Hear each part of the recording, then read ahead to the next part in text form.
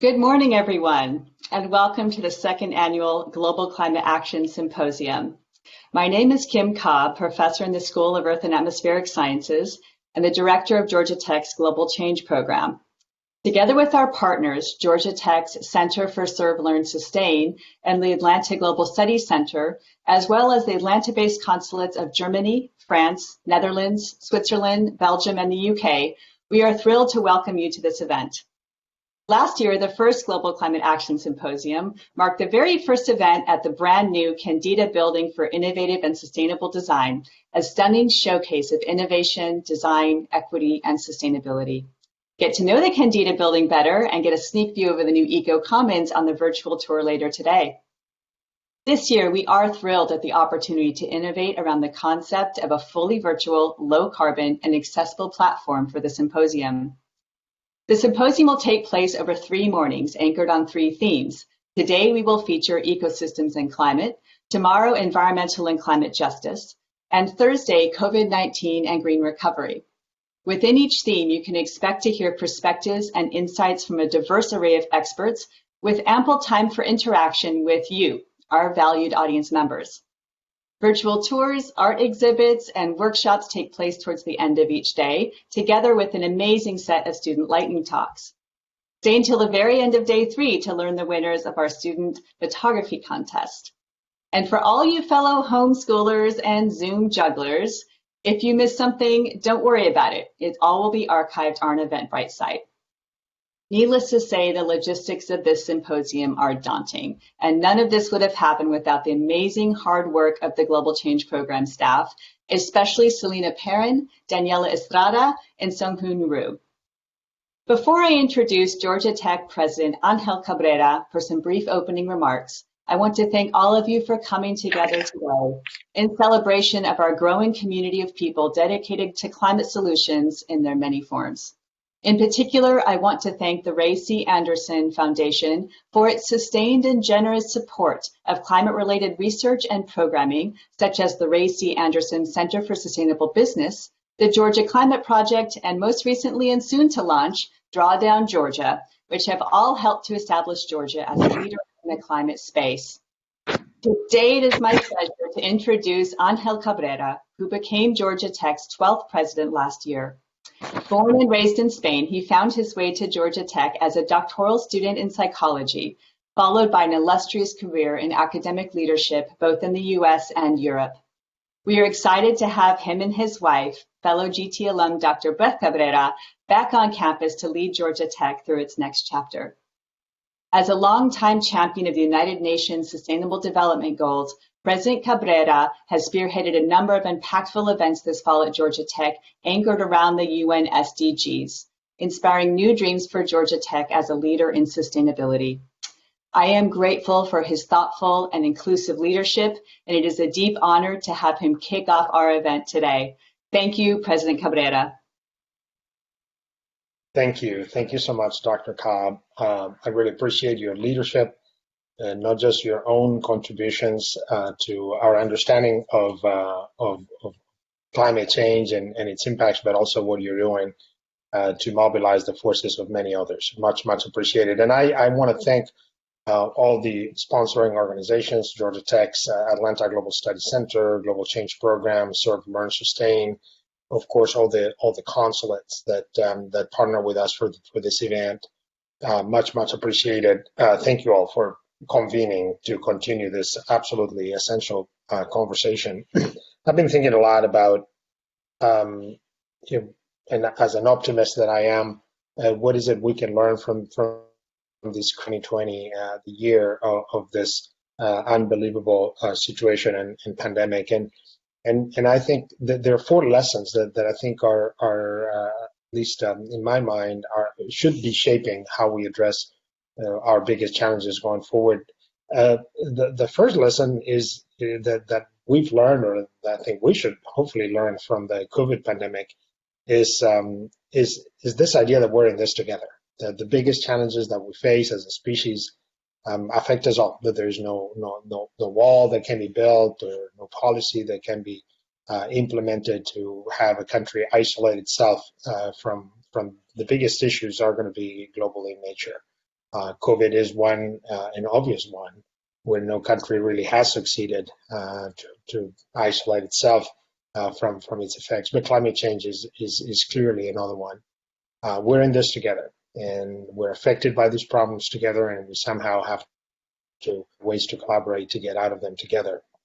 The second lesson that I draw from this crazy experience of 2020 is the fact that as much as these challenges affect us all together, the impact is unequal, and different people are affected differently.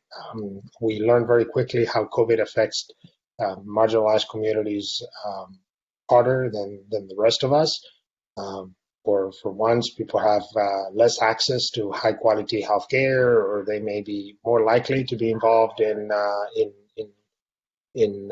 jobs that expose them to higher risk, or they may live in areas of higher density.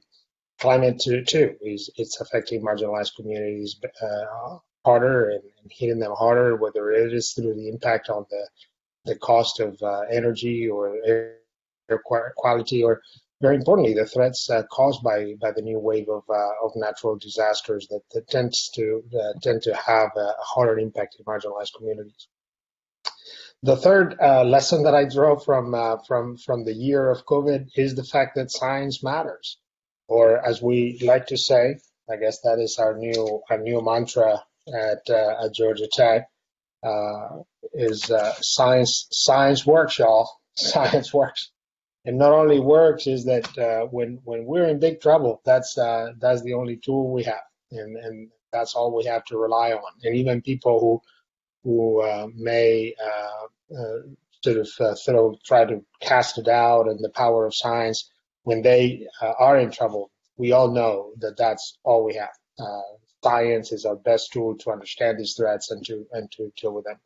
And the fourth one, which I think is highlighted by this vision today, is the notion of partnerships, and the idea that all these challenges at the end of the day are complex, are multidimensional. They require different disciplines, they require different people, they require different institutions who bring different tools to bear. So in a way, I think what we're doing today, the topic around the sort of the social and equity impact of climate change, we're role modeling the importance of partnerships. I really applaud you for this event, and I really wish you an incredibly productive next 3 days. Back to you, Kim, and thank you so much for your leadership once again.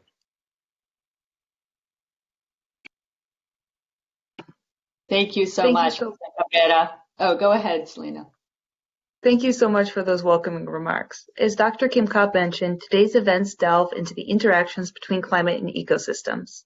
This morning, we'll listen to a panel discussion, then enjoy a keynote given by Dr. Jackie Mohan, before concluding the main symposium with a series of short student talks.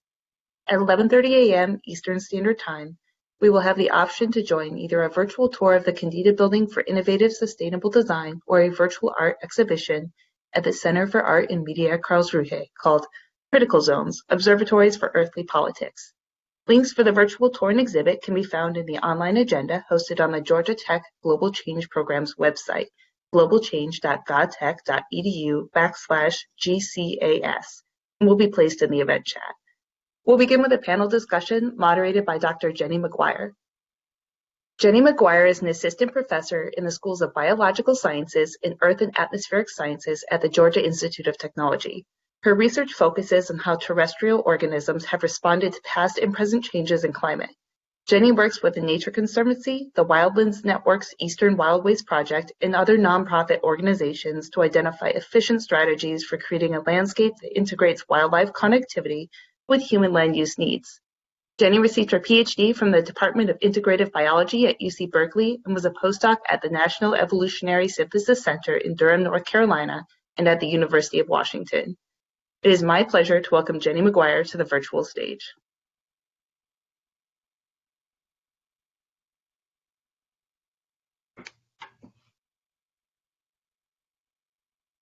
Good morning, everybody. Welcome to the Global Climate Action Symposium panel on climate and ecosystems. So today on this panel, we are going to hear from some really exciting experts in the field of climate and ecosystems who have really different perspectives from one another on how we can forge some really important ways forward. Just as a lay of the land for this panel, I'm going to ask some questions to begin with, and then I will take questions from the audience. At any point, you should feel free to ask questions in the Q&A section over here on the right, and we are going to keep track of your questions and make sure that we get to your questions. Please also feel free to upvote questions that you think are really interesting, and try to make this as interactive as possible. So now I'd like to introduce you to our four panelists. First, we'll start with Jennifer Marlon. She is a research scientist at Yale School of the Environment and the Yale Program for Climate Change Communication. She obtained her PhD and master's in geography from the University of Oregon. Dr. Marlon uses surveys, experiments, and modeling to study the relationship between climate change, extreme weather events, and human vulnerability.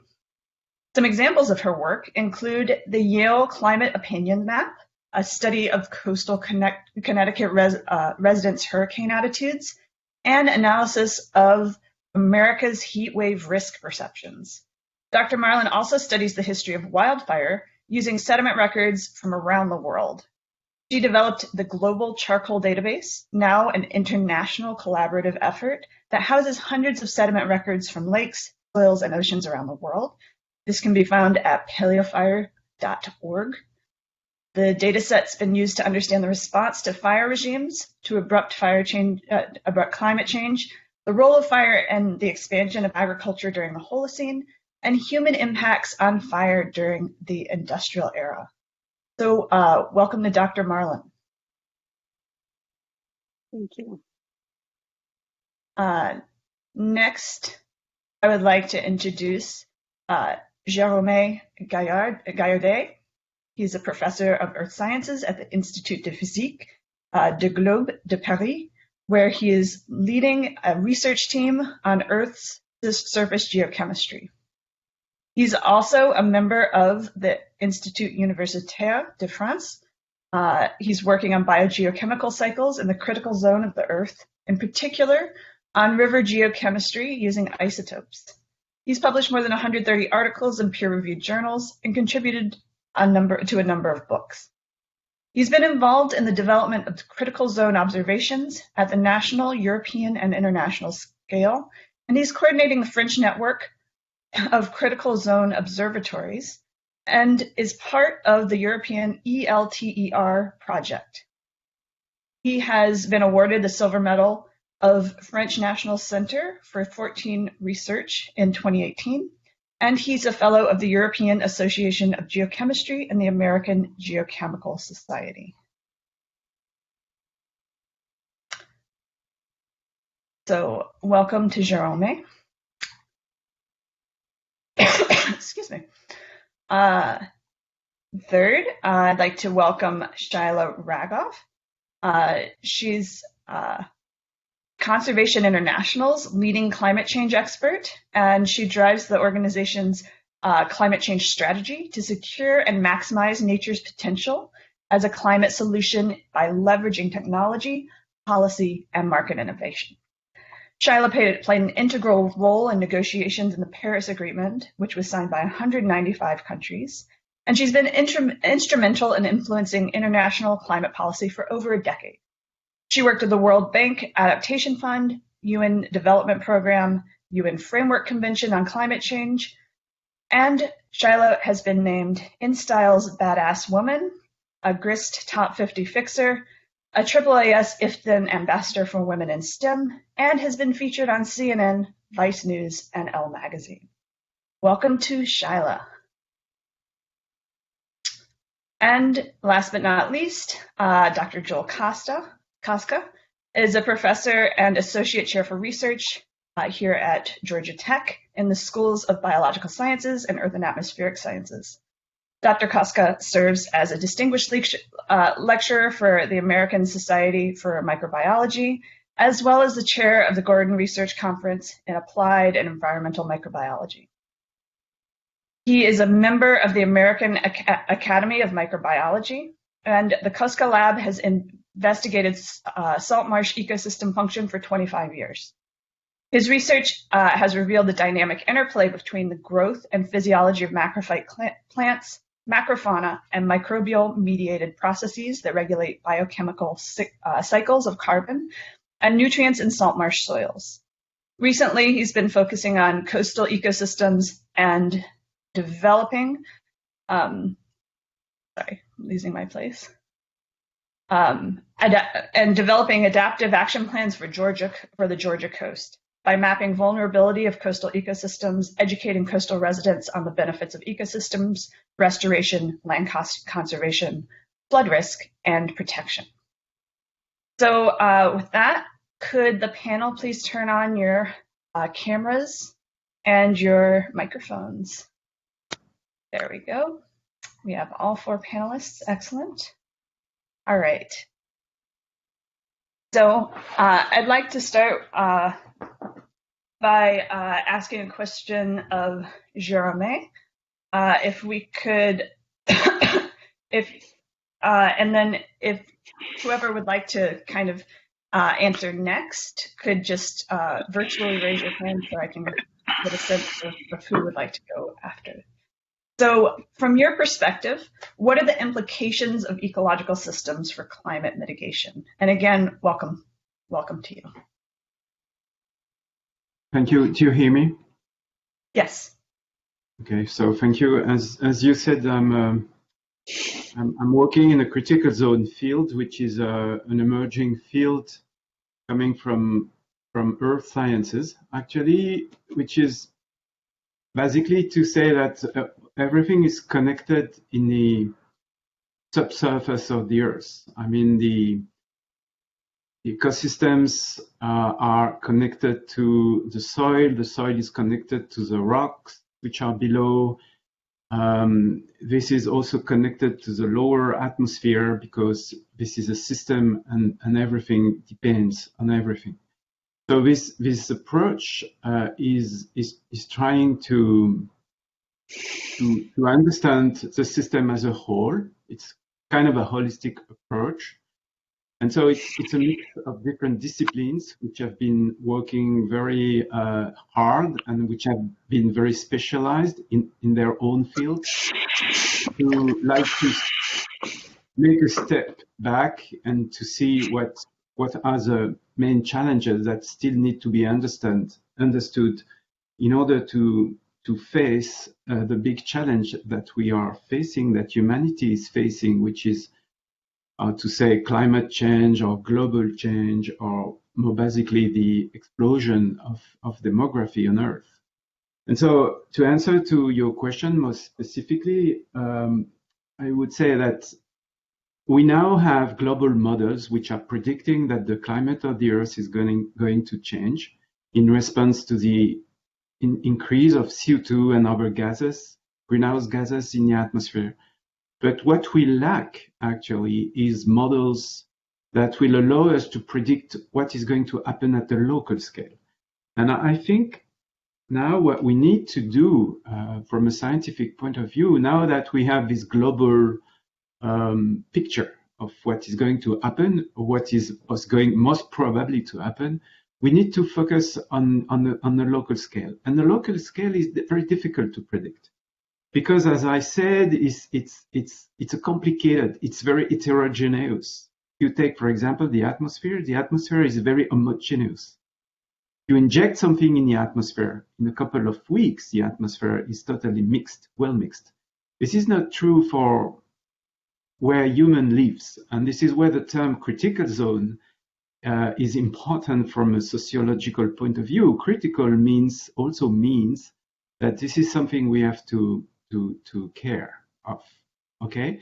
And so the critical zone science is trying to basically predict what is going to happen in a climate which is globally changing at the local scale. So it's going to depend on a number of parameters of humans, of course, land use, land occupation. It's going to depend upon the geology. It's going to, which is controlling the type of soil. It's going to depend upon the type of vegetation. It's going to depend upon the local climate and not as opposed as a global climate. I mean, the local climate is the wind direction, the wind intensity, the fact that when you have a slope which is faced north faced, it's not the same situation as when you have a slope which is south faced, etc. So critical zone science is a science which again is coming from geology and is trying to apply our best knowledge of processes at the local scale. So to answer to your question, I think we don't know what is going to happen at the local scale. And this is a big challenge now to help the stakeholders, people which are living somewhere, to understand and to adapt themselves to what is going to change in their own place, okay, in their own land. And so for sure, we know that the species are going to change. We know that the temperature is going to increase, and so we know that the rate of change because the rocks are changed into soil by a number of chemical weathering processes, including microbial life. We know that all this is going to change due to temperature, due to high respiration rates in the soil, in the upper soil, because when you increase temperature, you increase the rate of organic matter decomposition at the surface of the soil. And so basically, this is to say that it's very difficult to predict at the local scale. And this is probably where science is at the cutting edge, okay? And we need to work on that aspect.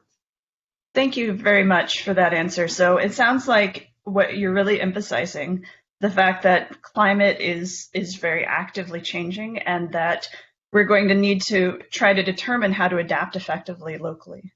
Sounds great.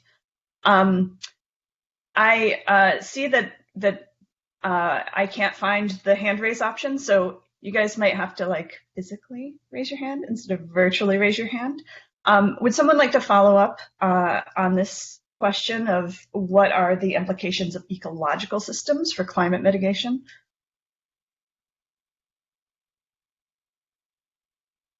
Now we can move on. Okay, Shyla. Yeah, go ahead. Great, thank you. And thank you to the organizers for inviting me to be part of this incredible panel. So I think just very briefly, one statistic that really, I think, drove home the point for me was that of every 2 molecules of CO2 that humans emit, 1 is reabsorbed by the surface of the planet.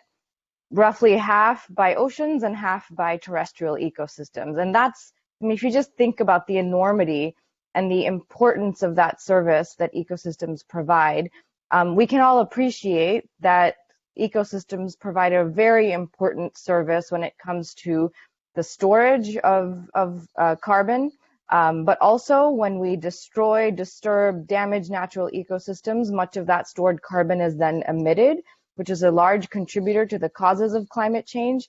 But then also where we're removing, or we're kind of losing an opportunity to achieve carbon removals from restoration. And so just looking at the vast potential of natural ecosystems, we know that 1/3 or more of the mitigation solution to climate change comes simply from the protection, sustainable management, and restoration of critical natural ecosystems. And to me, that's really the headline message here, is that ecosystems are an integral part of responding to climate change.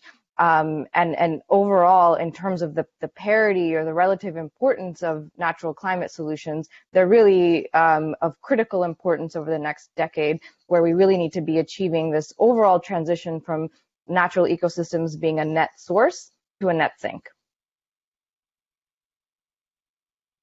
Thanks so much, Shyla. Yeah, so the critical role of ecosystems for actually acting as a carbon sink and acting to draw down CO2 from the atmosphere.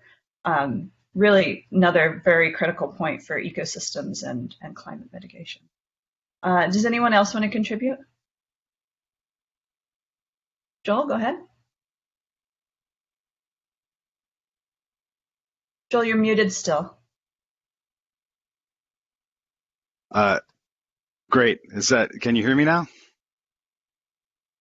So Yes. I think I just want to point out that another really important service provided by ecosystems, at least along the coastline, is essentially coastal ecosystems act as the first line of defense to protect, coastal municipalities from storms and coastal erosion. So they act as a physical barrier to prevent damage from disturbance. So along with serving and as Shyla was talking about in carbon sequestration, they're a really important physical barrier. Great, thanks. Great point, Joel. Jennifer, do you have anything else to add about ecosystems? Sure. So I'll just add, because my research is really on the social dimensions, but I was doing some reading about mangroves just this morning, and I was learning that not only do they absorb carbon, and I knew some of this, but I had to be reminded, but they also trap sediment, as Joel was saying. They prevent flooding from occurring during storms, but because of their dense roots, they also filter water, and so they have an effect on water quality. And of course, they're nurseries to, billions probably of fish for coastal communities. They also provide wood. The tannins from their bark can be used for medicine and for teas. And on top of all of this, right, they're protecting us from flooding. And I learned that in Florida,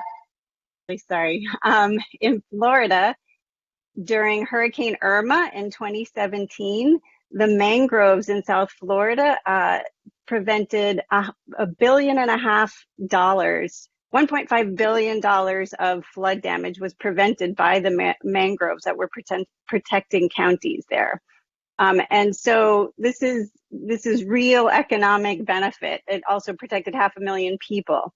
And the public doesn't understand or appreciate this for sure. Yeah, so in addition, so in addition to climate mitigation, there's a lot of other benefits to some of the positive aspects of coastal ecosystems and other ecosystems that are able to affect climate mitigation. All right, great.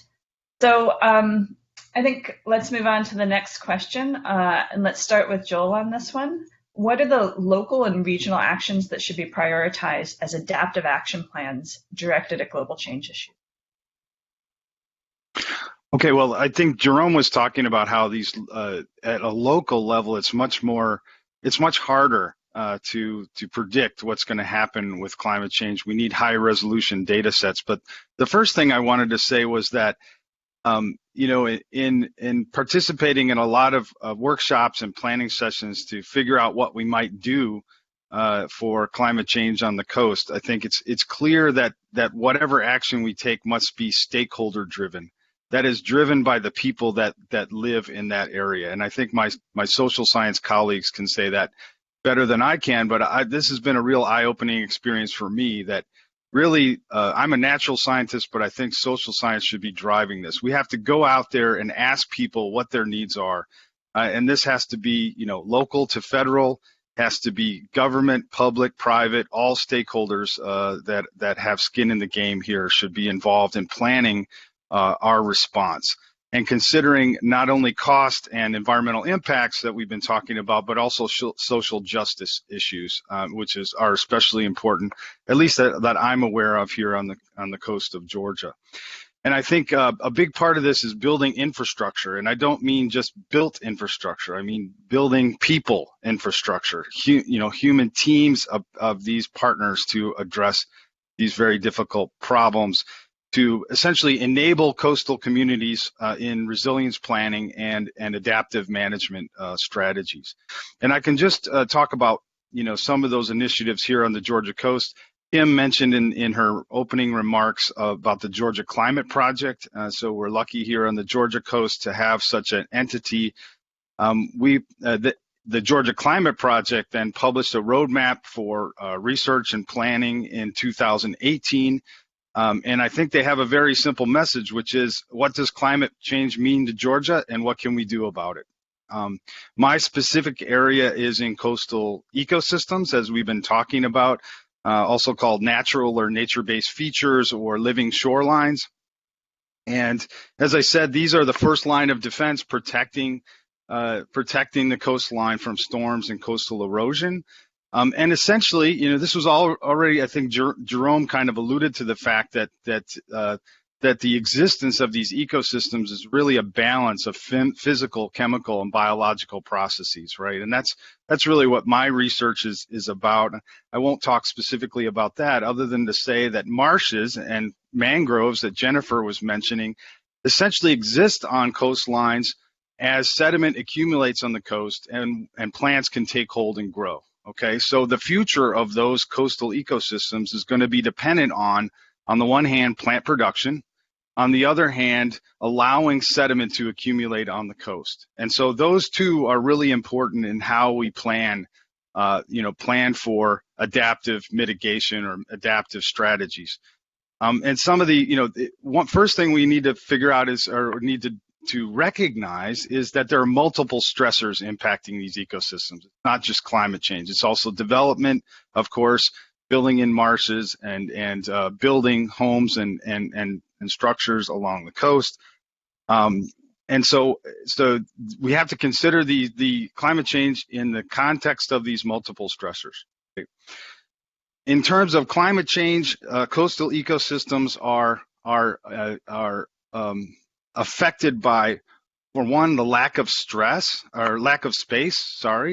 So one argument for natural and nature-based features is that these are living ecosystems that will move along with sea level rise, right? They'll migrate inland if you leave them alone and allow them to be healthy, okay? And that's really a cost-saving strategy, right? So we don't have to, each time sea level rises a certain amount, have to break down whatever we built, whatever cement barrier we built, and build it again. The living habitats will move along with sea level rise. So we have to give those ecosystems space to migrate inland. That's one issue. A second issue is that we know now, and I can speak for coastal ecosystems along the eastern part of the United States, we know that many of these ecosystems are not keeping up with sea level rise. Okay, one of the issues, one reason for that is that we've dammed a lot of rivers, and sediment supply on the coast is dependent on allowing that sediment to reach the coast from rivers. So that's a second issue. And a third issue is erosion of the marsh edge that's caused by storm activity that we talked about. So what we're doing now, at least with regard to natural ecosystems, is trying to assess the vulnerability of coastal ecosystems, and then developing engineering approaches that we can use to bolster these natural marsh processes that I was talking about, plant production and the accumulation of sediment. And then equally important is to use land use management and conservation practices to set aside that land for retreat or the migration of those ecosystems inland. Great, thanks so much, yeah. Joel. Does anybody else want to contribute a little bit to the question of local and regional actions for adaptive action plans? Talked a lot about coastal ecosystems. There's also, of course, inland terrestrial ecosystems, things like that also require adaptive action plans. So, yeah, Jérôme? Just a small point. I don't know what Joel's opinion would be on that, but I do think, as a scientist, I do think that we need more data. I mean, we need infrastructures for people, I agree, but we also need infrastructures for science, because we're far from having understood all the processes which are playing roles. I think we know a couple of them, but we don't know the whole system functioning. So I think we are in need of data. We're working on someone which is Hill, the Earth, and we need to monitor the Earth more accurately. I do think. Yeah, Joel. I just wanted to say, yeah, I didn't mean to say that it was only about humans. I'm just so impressed with social scientists, I've got to say. But for sure, and I was trying to make that point to connect to what you talked about earlier, Jérôme, about the fact that we know less at the local scale. We certainly need high-resolution data sets. We need to quantify ecosystem services in these coastal ecosystems. And we need to determine the success of these adaptive management strategies. Right now, we don't have good metrics for how we want to restore an ecosystem, for example, to baseline. What do we want that ecosystem to do? How do we measure that? And it tends to be really expensive when we try to do that. So for sure, and that's what my research is all about, is trying to develop those data sets. Thank you for that. Yeah, thanks, guys. Let's switch over. Oh, sorry, Jennifer. Yeah, go ahead. That's fine. I was just going to add a story to reinforce your point, Joel, about involving stakeholders. And this is from the other side of the planet, but it's just a short little story that I think drives the point home, because it's about logging in Borneo. And there was a small community there where there was a lot of illegal logging. And apparently one individual logged 60 trees to pay for a C-section. Right, to pay for healthcare, had to log these trees. And so a woman went in there and established a nonprofit to provide healthcare to this community. So she was listening to the needs to provide discounted healthcare, to allow bartering and other ways of paying for medical services. So she went in, listened to the people in that community, tried to understand why the logging was happening, and then met the need in another way, and then documented the decline in logging, which dropped by, I can't remember the exact number, but dropped substantially within a period of like 5 years. And so it's exactly what you were saying, Joel, that you have to go in, understand what the needs of the community are, get them invested in these solutions, help them understand the benefits and get invested in those benefits, and then work with the public to, to support these kinds of investments. Because all the science, we do need more science, we do need more data, but we need the public to go along with those efforts. We need communication and interaction plans to go along with that, so that the communities understand why this is happening, what's going to happen in the future, and what the different pathways forward are. Because without public support, as we all see, it's not going to happen. That's a great point. Thank you, Jennifer. I want to turn to Shyla, and you've had so much experience working with the UN and really having a lot of experience with those with the strategic plans that have been developed.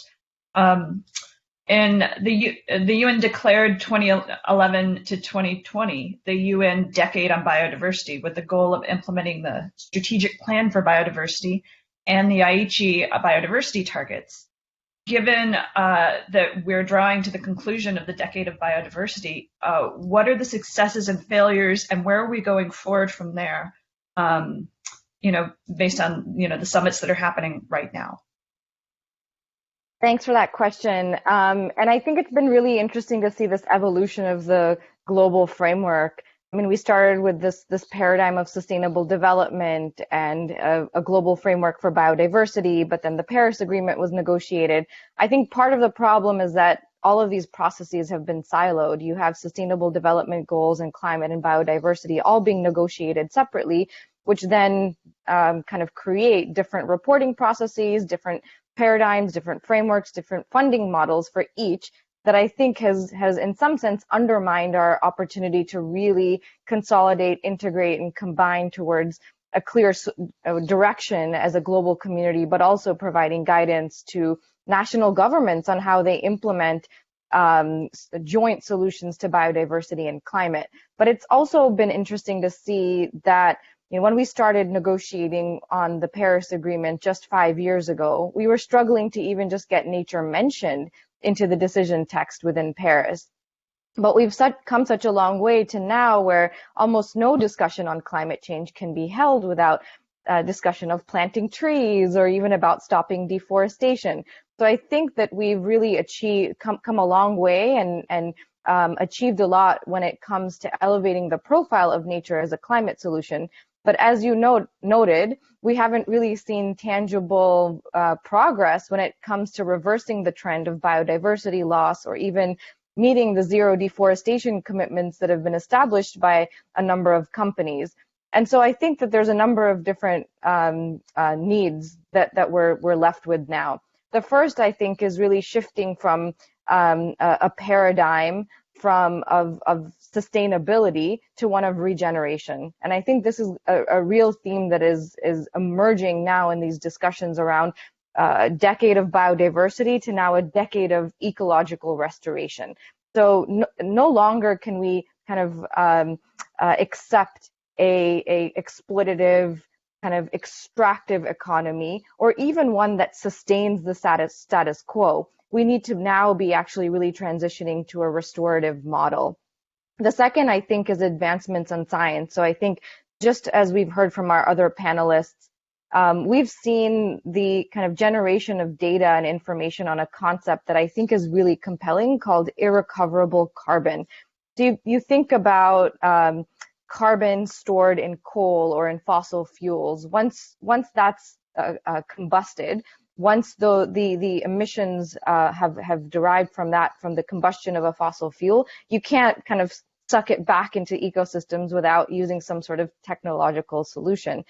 So very similarly, if you look at natural ecosystems, there are some ecosystems like mangroves, old growth, tropical forests, that store so much carbon that if we lose that carbon, it's nearly impossible to recover that carbon on a human relevant timescale.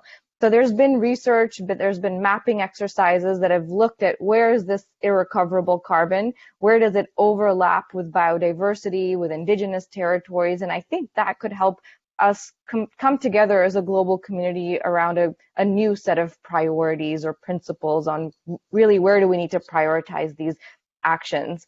And then the last thing I would say is just this critical element of justice and of involving local communities. And I think very often our paradigm is about us wanting to or needing to teach or demonstrate something to local communities, when in fact, traditional practices of indigenous communities for generation and millennia have been nature-based solutions themselves. So it's a matter of us uplifting, acknowledging, recognizing, and learning from these communities rather than trying to teach them something or that we think that we know better. So I think these are principles that can help us come together around kind of a renewed sense of targets and set of an action plan over the next decade to reverse biodiversity loss. So Shyla, you're emphasizing a balance between conserving hard to restore areas and restoring areas that are very important for biodiversity. How are we coming to recognize those regions that need? It cut out for a second, but I think your question was how are we coming to recognize as a global community those regions? And I think part of it is enshrining some of these principles within the funding mechanisms that have been established to support the conventions like the Green Climate Fund or even just multilateral aid that is being deployed at a large scale or even philanthropic aid. I think there's been a lot of efforts to try to consolidate and aggregate, pool those resources so that they can really be focused towards that most critical, highest priority needs. Great, thanks, Shyla. I want to, if anyone has something brief that they want to add, otherwise I'd like to keep moving on. Here are the other questions. No? Okay, great.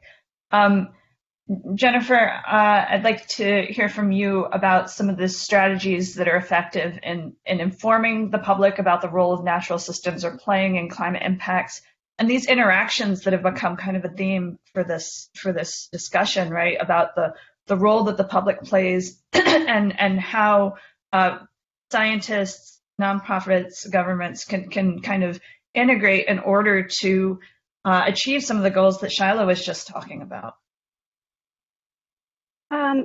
Yeah, I think the public has to play a role in these solutions. And of course, the changes we're talking about are really massive and diverse, and they require communication and engagement at all scales, from individuals to states and countries. But here, at least locally in our communities, the number one thing we need to do is talk about the issue of climate change broadly, but specifically of the value of these ecosystems and the changes that we need, the changes that are coming and the changes that we need to make. My research and the research of the Yale program on climate change communication, we study the public as a whole, but all the way down from local cities and counties to the country. And we find, and this is true in Georgia as it is true in California and counties across the country, that only 25% of Americans talk about these issues relating to climate change. They hear about them less than once a week in the media. Only 25% of Americans hear about climate change and its related issues more than once a week in the media. Okay, so most people are not talking about this. They're not hearing about the conversations we're having right now. And they don't know scientists. They don't talk to scientists. Their social media isn't filled with posts about the environment and information about the environment. So as scientists and educators and communicators, we need to do a better job of just talking about these issues in ways that people understand. We also need to convey the risks more effectively. We know that over 70% of people think these issues are going to affect us 100 years from now. They're going to affect future generations. They don't see these problems as an immediate concern. Only 60% of the US, which is a majority, but it's not enough, understand that these impacts are going to affect people in the United States. So 40% of us don't even see the impacts of rising sea levels, for example, or worsening hurricanes and flooding as something that's going to harm us in the US. And of course, it already is causing damages to our health, to our wallets, to our resources. And yet only 43% of Americans think that it's going to harm them personally. So people just really aren't that afraid overall. And it's hard to believe in our communities because I think a lot of us understand that the risks are very serious, but many people still don't. So it's outreach. It's building awareness is the first step. And then it's helping people accept the problem. So it's awareness, acceptance, and then comes the action. First, you have to just work on the education, and you have to work on helping people accept what the problem is and the solution and really digesting it and coming to see what's needed. And then you work on the action. And that process takes time and engagement.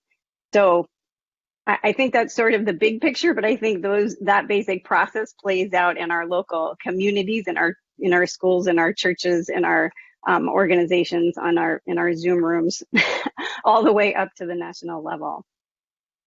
Jennifer, you mentioned this idea of people aren't kind of afraid enough yet, but one of the other challenges is that people might be too intimidated by and overwhelmed by the idea of climate change and the effects that climate change are going to have.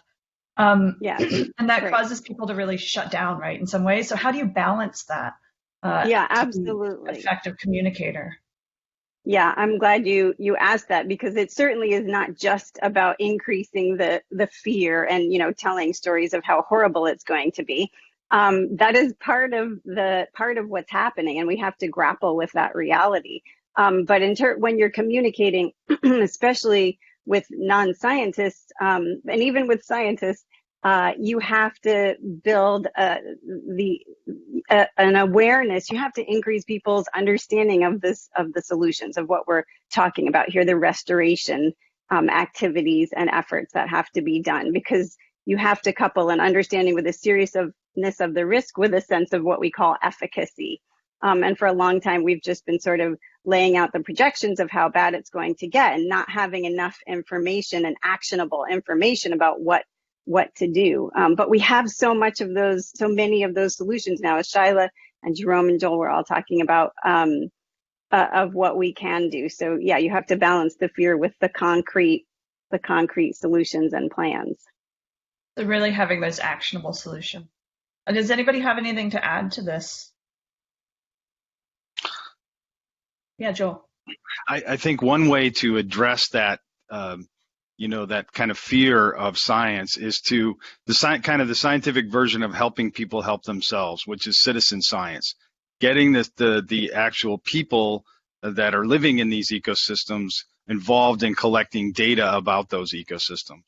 And so there's an example here at Georgia Tech, which is the Smart Sea Level Sensors program that's led by Kim Cobb, who spoke earlier, where they're just, installing an array of sea level sensors on the coastline to provide real-time, flooding data, and getting, local high schools and students involved in helping to install those sea level sensors, and then in doing so, teaching them about the risks of flooding, for example. So that's just one example, but I think citizen science can really help with what Jennifer was talking about.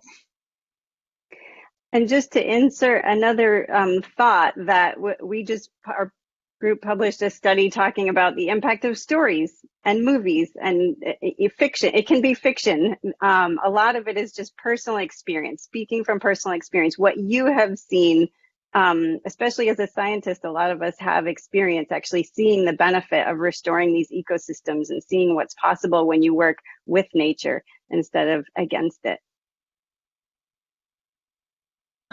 Yeah, go on, Jérôme. Yeah, I think the notion that Jennifer developed on awareness is really a key one. I think we need to make people aware that any of their action has, I'd say, an ecological cost. When I use my car, I'm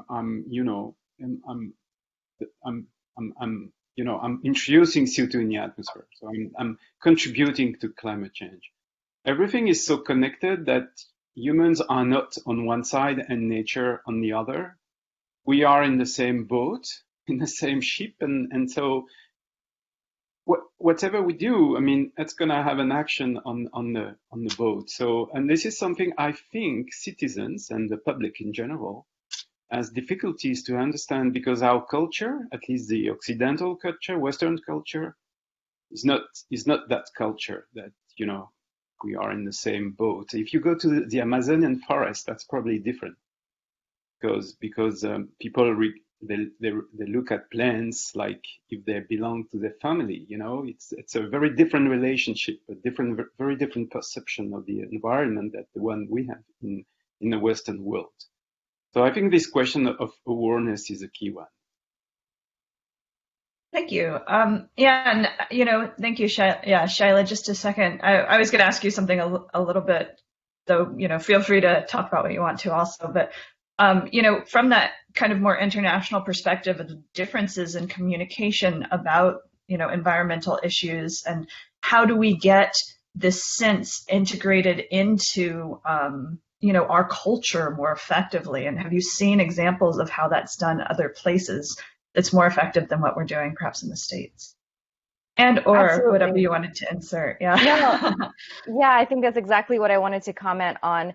I mean, I think that it has been really incredible to see with COVID recovery, the attempt to try to integrate a recognition of green recovery into all of our kind of economic development plans. You hear this hashtag Build Back Better, but which I would argue should be build forward, right? We don't want to build back the type of economy and the system that we had prior to COVID. So I think that there's been a lot of effort to try to quantify in economic terms the value of nature in terms of jobs, in terms of economic output, in terms of productivity, in terms of disaster risk reduction, pandemic risk. So a lot of science has been done to try to actually tangibly boil down some of the importance of nature in those economic terms as a basis for incentivizing the type of subsidies and incentive structure that is needed to reinforce the type of future that we want to build forward towards. And very similarly, we've tried to have a similar practice for informing governments in their what are called the NDCs, their commitments to the Paris Agreement, or the nationally determined contributions, which are basically self-determined, self-set, voluntary commitments that governments are making towards the Paris Agreement. And so they need a lot of support, a lot of data, a lot of information to be able to understand, one, what is the absolute total amount of nature that could be part of their climate action plan? And then what are the corresponding strategies that would allow them to reach those targets? And I would probably say the most encouraging example, and I'm sure this is going to come as no surprise, is Costa Rica. It's a country that's established a very aggressive carbon neutrality target. They've put a significant amount of resources and effort into developing a carbon tax that generates revenue from fossil fuels and puts it into restoration and forest protection. And it's really led to an increase in forest cover while its economy has been thriving and growing. And so I think that Costa Rica, I mean, of course, it's a smaller country, perhaps not analogous to a country like China or India, but I think it's an encouraging example of how, through careful planning and the right incentive structures and the right education and socialization with population, can actually put a country on track towards achieving those targets in the long run. Great, thank you.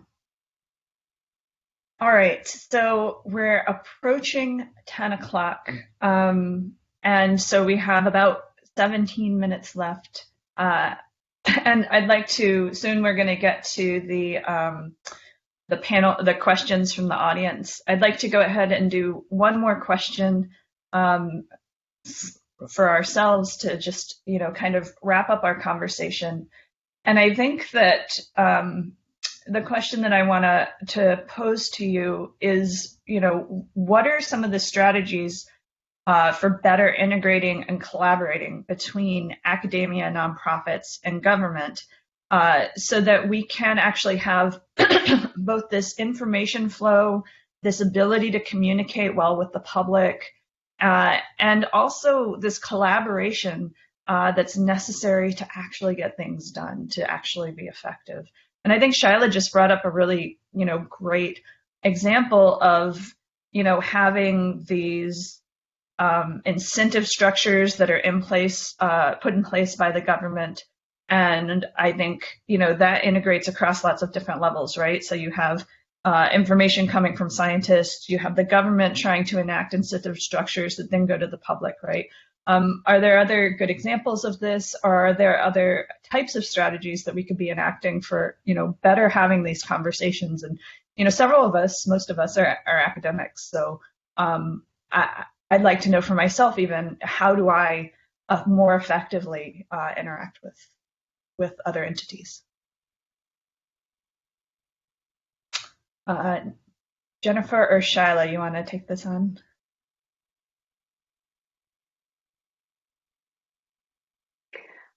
I'll just say that I do think it's critical integrating these efforts with different partners.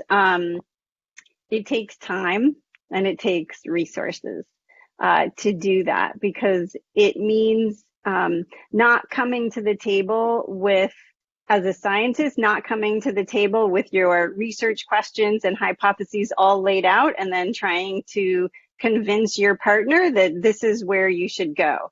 It just doesn't work that way. You have to approach the partnership with an open mind and an interest in working together. And you're going to come up with your research questions together. And you're going to make sure that those questions benefit your partner, and that you dedicate resources to your partner and give them resources to participate in this relationship. That is not how a lot of scientists were trained and tend to think, but it's not going to work the other way. And I've seen over and over again, people try to establish these relationships. They invest a ton of money and effort and have big, grand schemes in mind, and they work and work, and then it just dies. It doesn't go anywhere. It's a waste of time. You have to approach these relationships with a real sense of true partnership, equal partners in the relationship. And so that's a new mindset, and I think we need to train students to do that, and we need to plan for these partnerships to evolve over time, over years. And we need to work to make sure that those kinds of relationships are incentivized from the places where we get our own funding from. NSF requires, broader impacts now, but many times still I see when I'm looking at proposals, these are very superficial relationships with partners. They're not always really driven by the needs of the communities, and we need to do a better job at doing that and understand what those partnerships really entail and what can be done when you do that work. Our group has a partnership program. We have a partnership director and staff under it that people who explicitly work to evaluate what is the data capacity and the skills of our partner organization. Do they need training in that way? Or are they ready to kind of engage? We work to understand their goals and then see how we can meet them and also achieve our own goals at the same time. It's a conversation. It involves, planning, it involves workshops,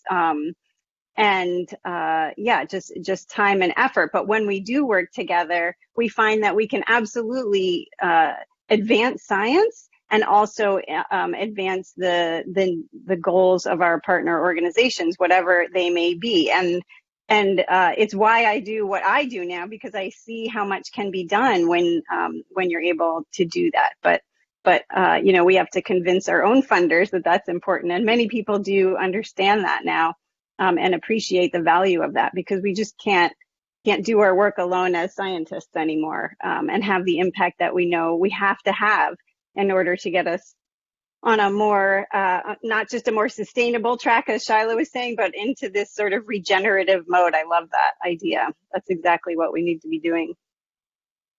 Bouncing forward. Thank you, Jennifer. Does anyone have anything to add from that? Joel, you want to talk about some of your experiences working with shareholders on the Coastal Project? With stakeholders? Yeah. Stakeholders, yes.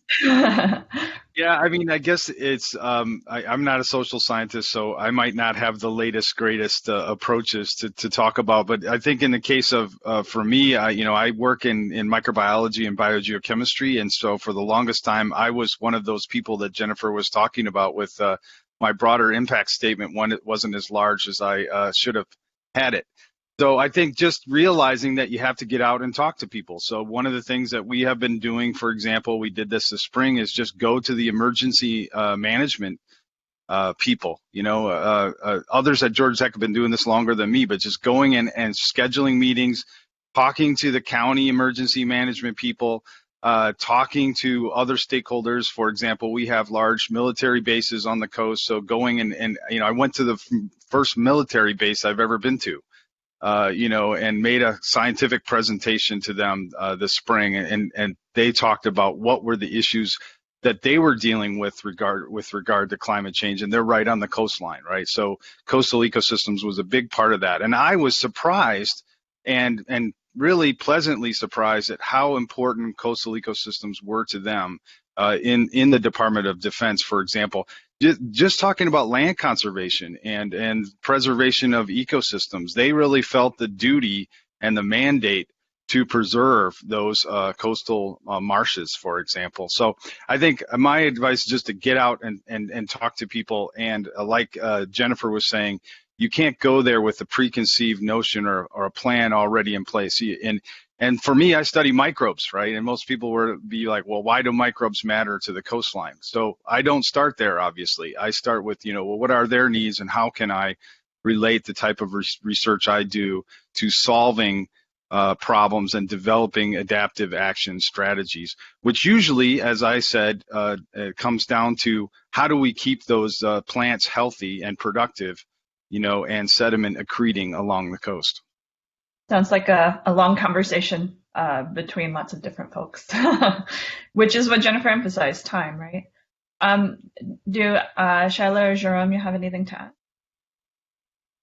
I think Shyla, yeah. Sure, or go ahead, Jérôme.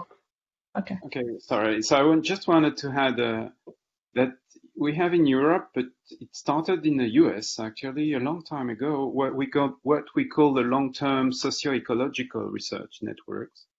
which are places where both scientists and stakeholders are co-designing the questions on which they're going to work together.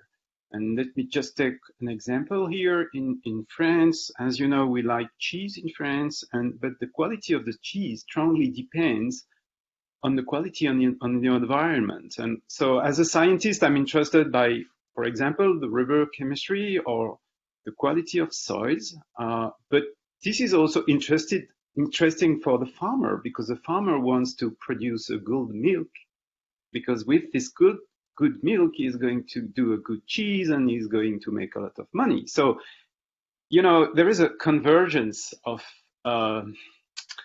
arguments, and everybody is on the same, you know, side for this purpose of protecting the environment, and because this is one way of doing money for certain people, and one way for better understanding of the natural processes on the other. So it's a good, this long-term ecological, socio-ecological network is a good example of what could be done, I think. Thanks very much. Nice example. Shyla, what do you have to add? Yeah, just a couple. I just couldn't agree more with what the other panelists have said. I think that trust is so important.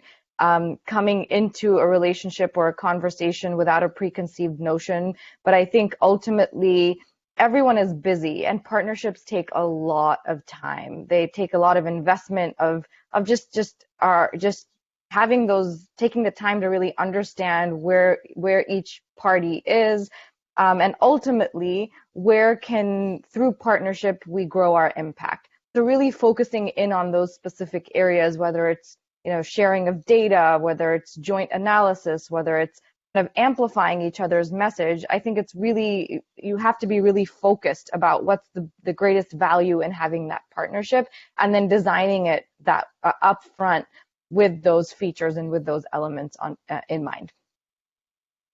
Thanks very much. All right, so now I'd like to turn to the most exciting portion of the panel, which is getting some questions from the folks who are in the audience. And so I have a list here that are that have been contributed, and if folks want to keep contributing questions and upvoting questions, we'll try to get to as many as possible.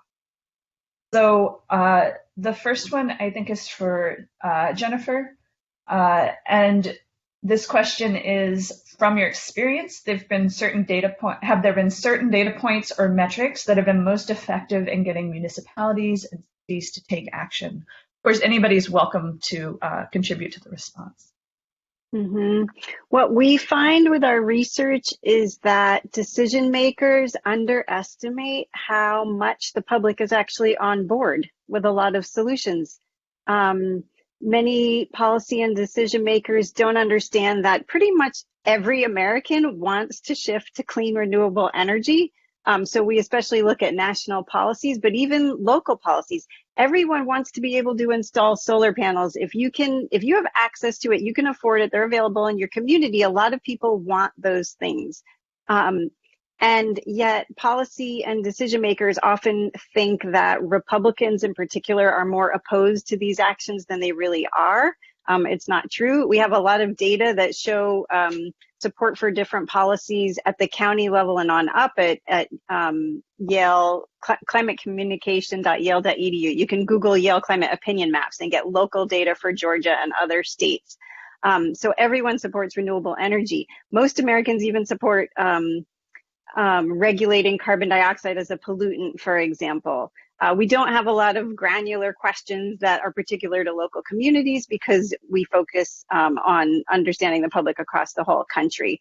We can't ask those localized questions, but in many cases, it's just helping decision makers understand that that support is actually very high. When it's going to provide protection for our health, for our safety, when a decision like getting away from burning fossil fuels, which everyone knows are toxic in many cases, and especially when we can do this in a way that can like putting a price on carbon. If you can take that money and invest it back in coal communities and give those people jobs and the assistance that they need, or for the people who will be impacted by those policy changes, if you can invest in that, many people, even conservative Republicans, might support that kind of idea.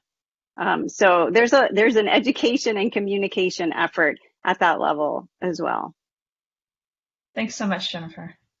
Does anyone else want to contribute to that? So, and that question was from Kelly Carter. Sorry, I missed that question asker for that.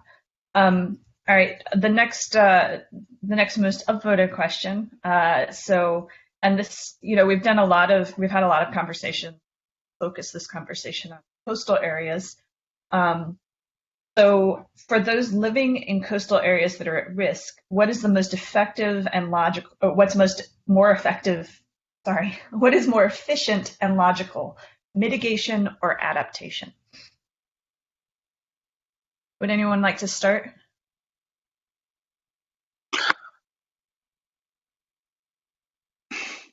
Joel, it looks like you kind of want to start. Okay, I was hoping Shyla would chime in first.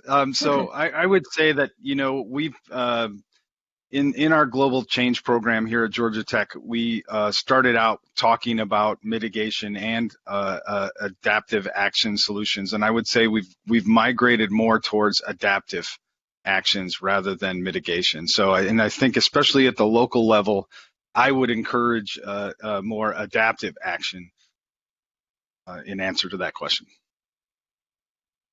Thanks. Yeah, my quick answer would be it's both, of course, right? I mean, I think that we're in the age of adaptation. We're already experiencing severe impacts of climate change, but they're going to get far worse unless we aggressively reduce our emissions. So I think, of course, if it's a matter of immediacy, then of course adaptation is a reality for many communities, but it shouldn't come at the expense of us also transitioning towards a zero carbon economy. Thanks, Shyla. And I see Jennifer, you've already answered in the text also, yeah. Kind of a similar sort of response, yeah, agreed. Both, both in some ways. Great, thank you. So here's a new question. It seems like, at least in the American South, government and decision makers and special interests can be resistant to climate policies to the point of undermining the democratic process and flooding money to suppress our message. How do we work against that sort of resistance? I'm summarizing instead of. Well, I think this is for Jennifer. She was just talking about that. Yeah, the solutions have to come from every sector. The problems we talk about climate change as an everything problem. It's affecting all communities, all levels of government, not just government. All levels of government need to be engaged, and so many efforts are going on at community and state and city levels. And the private sector. Pressure can be put on the private sector through social media, by thinking about your purchases, by showing other people what you're doing. And any individual action can be magnified and amplified when it's visible and when other people know about it. I think it's 100 companies are responsible for 70% of the world's greenhouse gas emissions.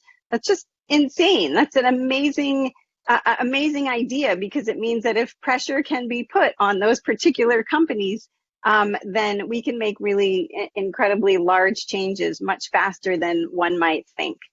Find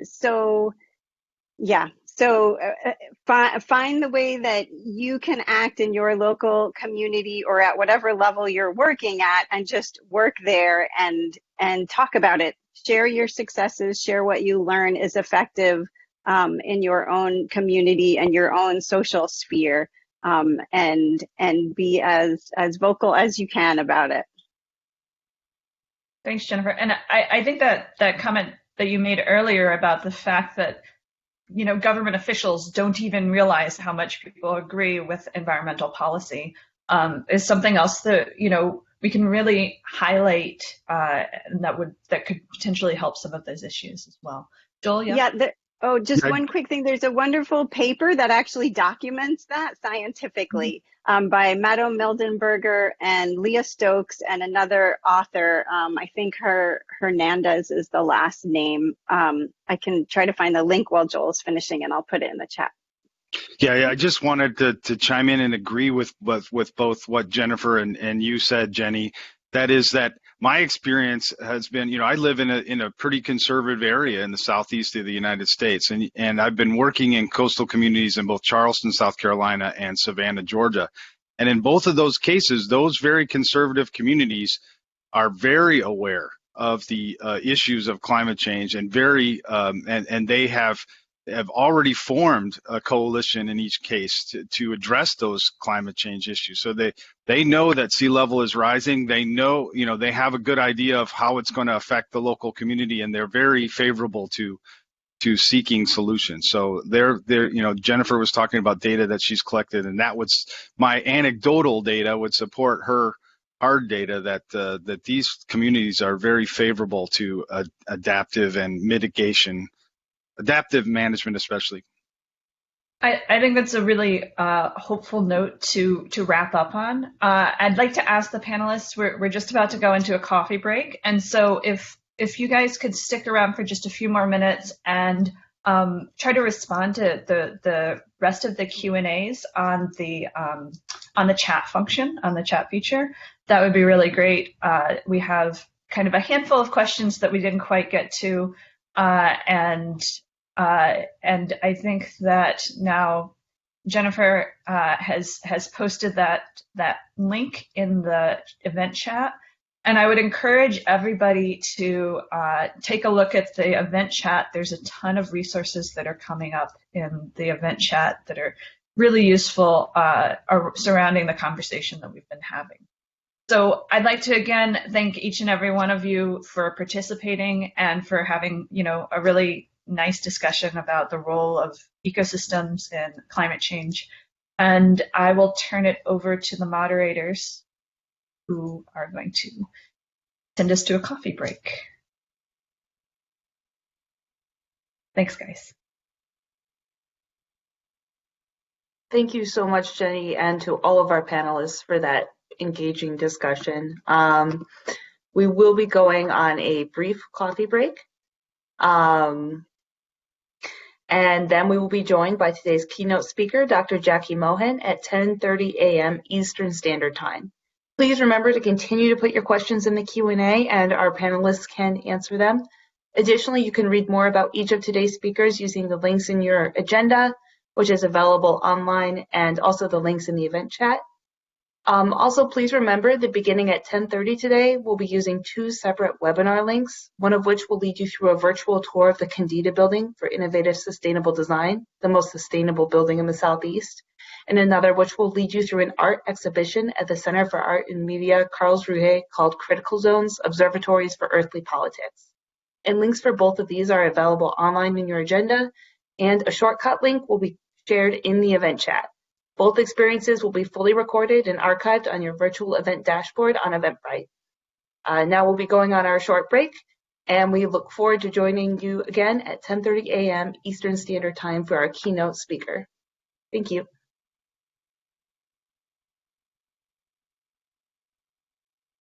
So here we have Dr. Jackie Mohan giving our keynote today. She is an associate professor of terrestrial ecosystem ecology and biogeochemistry at the Odum School of Ecology at the University of Georgia. Previously, she was a postdoctoral fellow at Harvard University and the Ecosystem Center in Woods Hole, Massachusetts. She is the principal investigator of the longest running soil warming experiment globally, located in the lower latitudes, and my own home as well, as you know, Jackie, and recently published a book entitled Ecosystem Consequences of Soil Warming, Microbes, Vegetation, Fauna, and Soil Biogeochemistry with the Academic Press. I'm really happy to welcome you to our virtual stage, Jackie, and can't wait to hear your keynote. You can take it away. Thank you so much. first I have to properly manage to share my screen. Uh-oh. Okay. From current slide. Nope. From beginning. Okay. Can you see my screen? Ecosystems and climate. Nope. I've done something. I think I'm off the talk. I don't, you are there, but I can't see your slides. We do have a copy of them if it comes to it, and you can speak to them on the screen if it comes to it. But you want to try one more time? I will try one more time, and thank you everyone for your patience. Let's see, from beginning. Yes, okay, looks like a go. Perfect. I'm absolutely frightening with technology. Thank you all for your patience. Today, thank you. Thank you. Okay, so the formal title, Ecosystems and Climate, focus on global Georgia. So we're going to shift a little bit, both globally and focus on Georgia. And we're going to talk about, at the end, what we can do here in Georgia. Another title, I came up with this one during the panelists' wonderful presentations and discussions. Everything depends on everything else, right? We all know this. So intuitively, everyone knows that climate and other changing global conditions impact everything. They impact ecosystems. We know that. Plants don't grow well when it's constantly below zero, freezing. We know this. But here we're going to talk about how do our altered ecosystems then feedback and impact Earth's climate system. So for today's presentation, I have just a few slides because you probably all know this: global temperatures, changing atmospheric CO2 levels, and global ecosystems. Then we're going to move on and talk about the global role of forests and trees for Earth's climate carbon system. And then we'll talk about some regional impacts. And then we'll be focusing on the Southeast and through the lens of Georgia. And we're going to talk about how we can affect carbon and climate in a positive way, particularly focused on the state of Georgia through the Drawdown Georgia Project's solutions. I'll talk about a little bit more about that. Kim Cobb is very, very involved with that.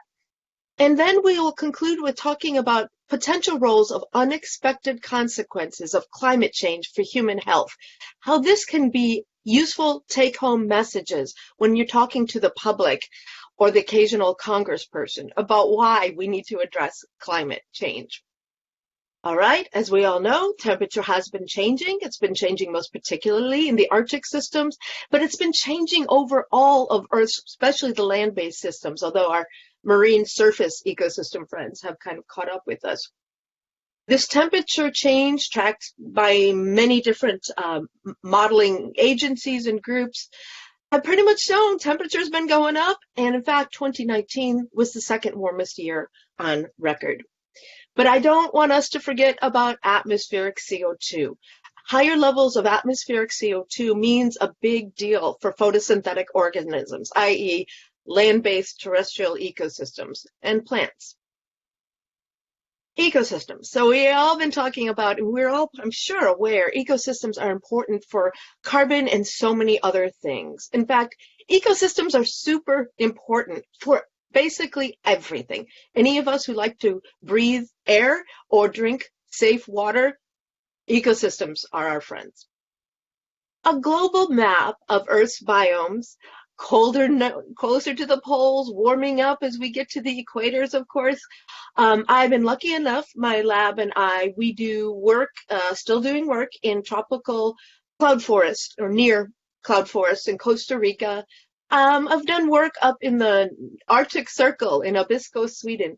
But today we're going to talk about my lab's work in the eastern United States, ranging from Harvard Forest in Massachusetts, Duke Forest in North Carolina, a lot about Whitehall Forest in Athens, Georgia, soil warming experiment, and a little bit about northern Florida, very similar, of course, in terms of ecosystem structure and dynamics to southern Georgia.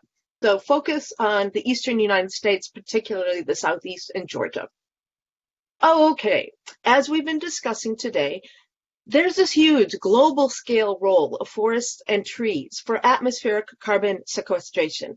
other ecosystems as well, but I'm going to concentrate today on forests.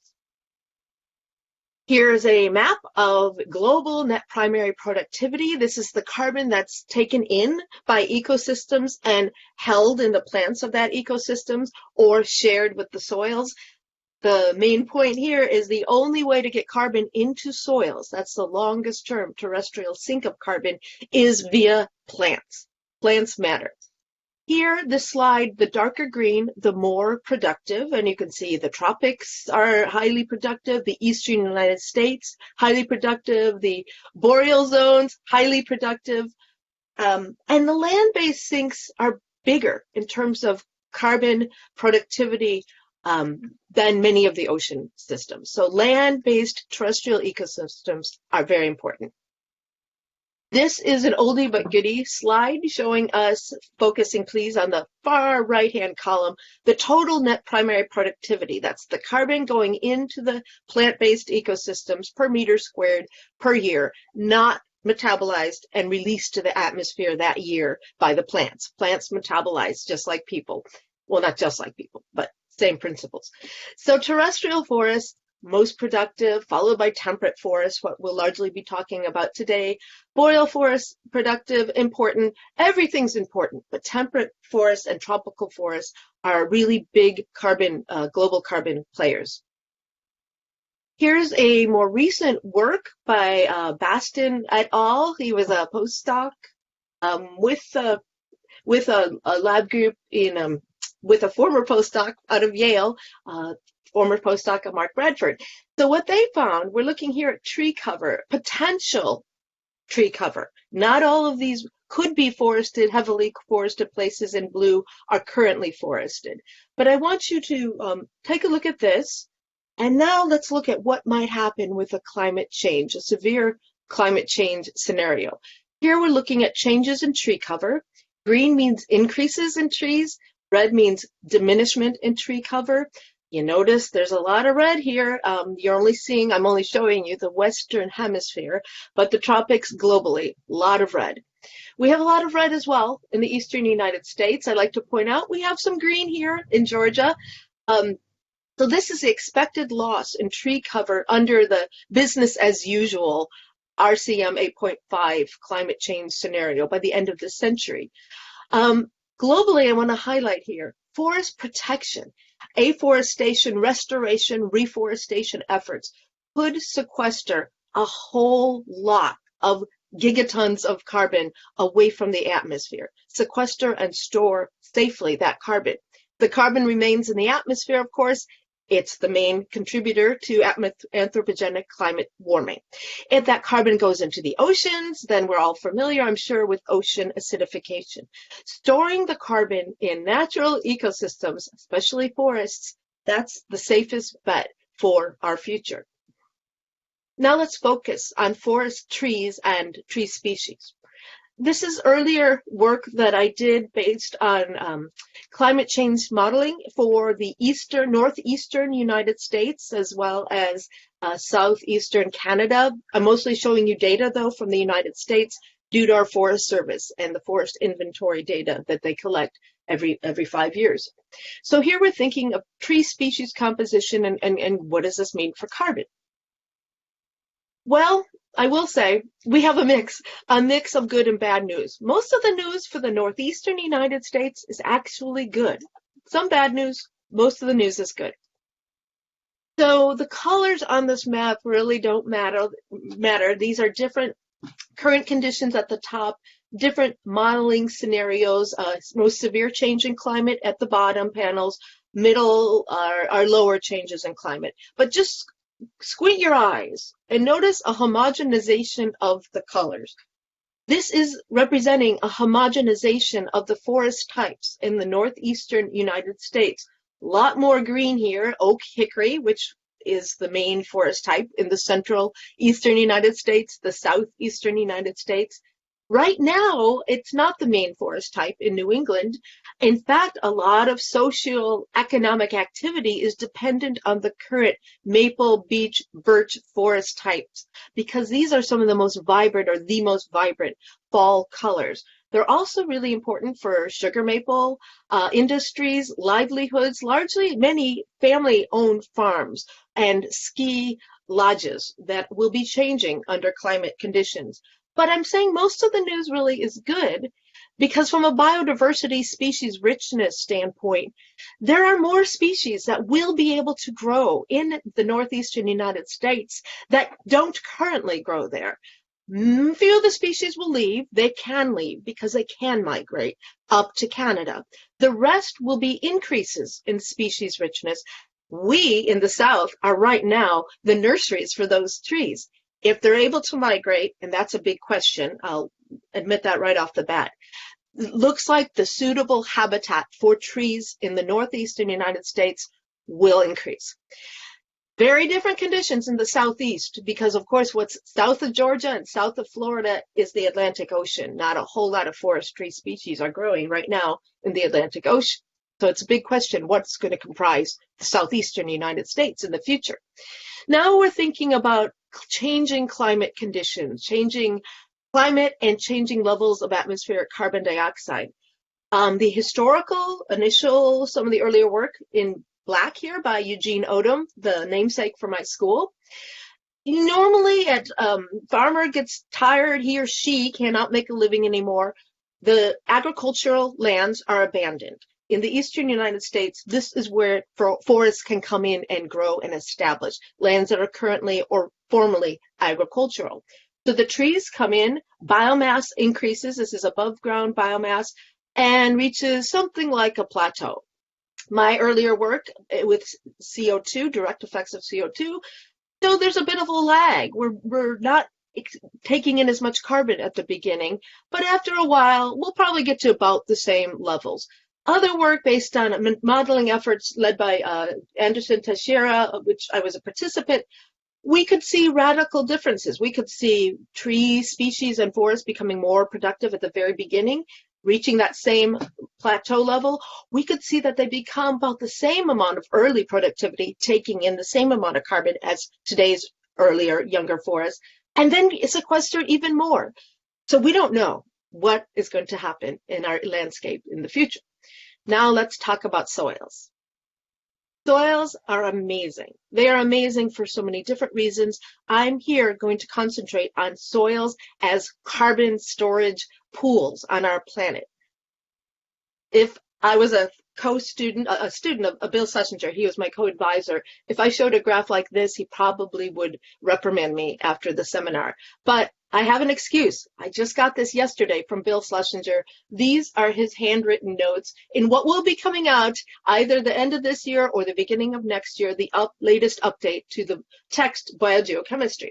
But what I want you to notice here, the big picture here really is there's more carbon in soils than in land plants and the atmosphere combined.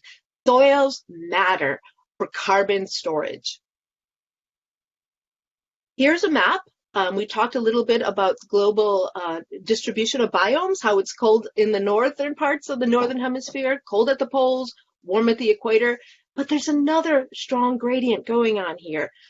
Soils very different from the north to the south. Our southeastern ultisol soils are subtropical soils. They occur in subtropical regions and tropical regions throughout the planet. They're very low in carbon, they're very low in nutrients compared with richer northern soils, in the northern hemisphere. All right. So this paper came out. I was one of the billion co-authors on this paper, led by Tom Crowther, at the time a postdoc at the Yale School. And the bottom line, this shows us the geographic distribution of actual field soil warming studies. The bottom line, we found that places with more soil carbon lose more soil carbon in response to warming. Now, I will be first to point out that another comment paper came out several months later, adding more additional soil warming experiments located in China, and they actually found no relation. So the question is still there.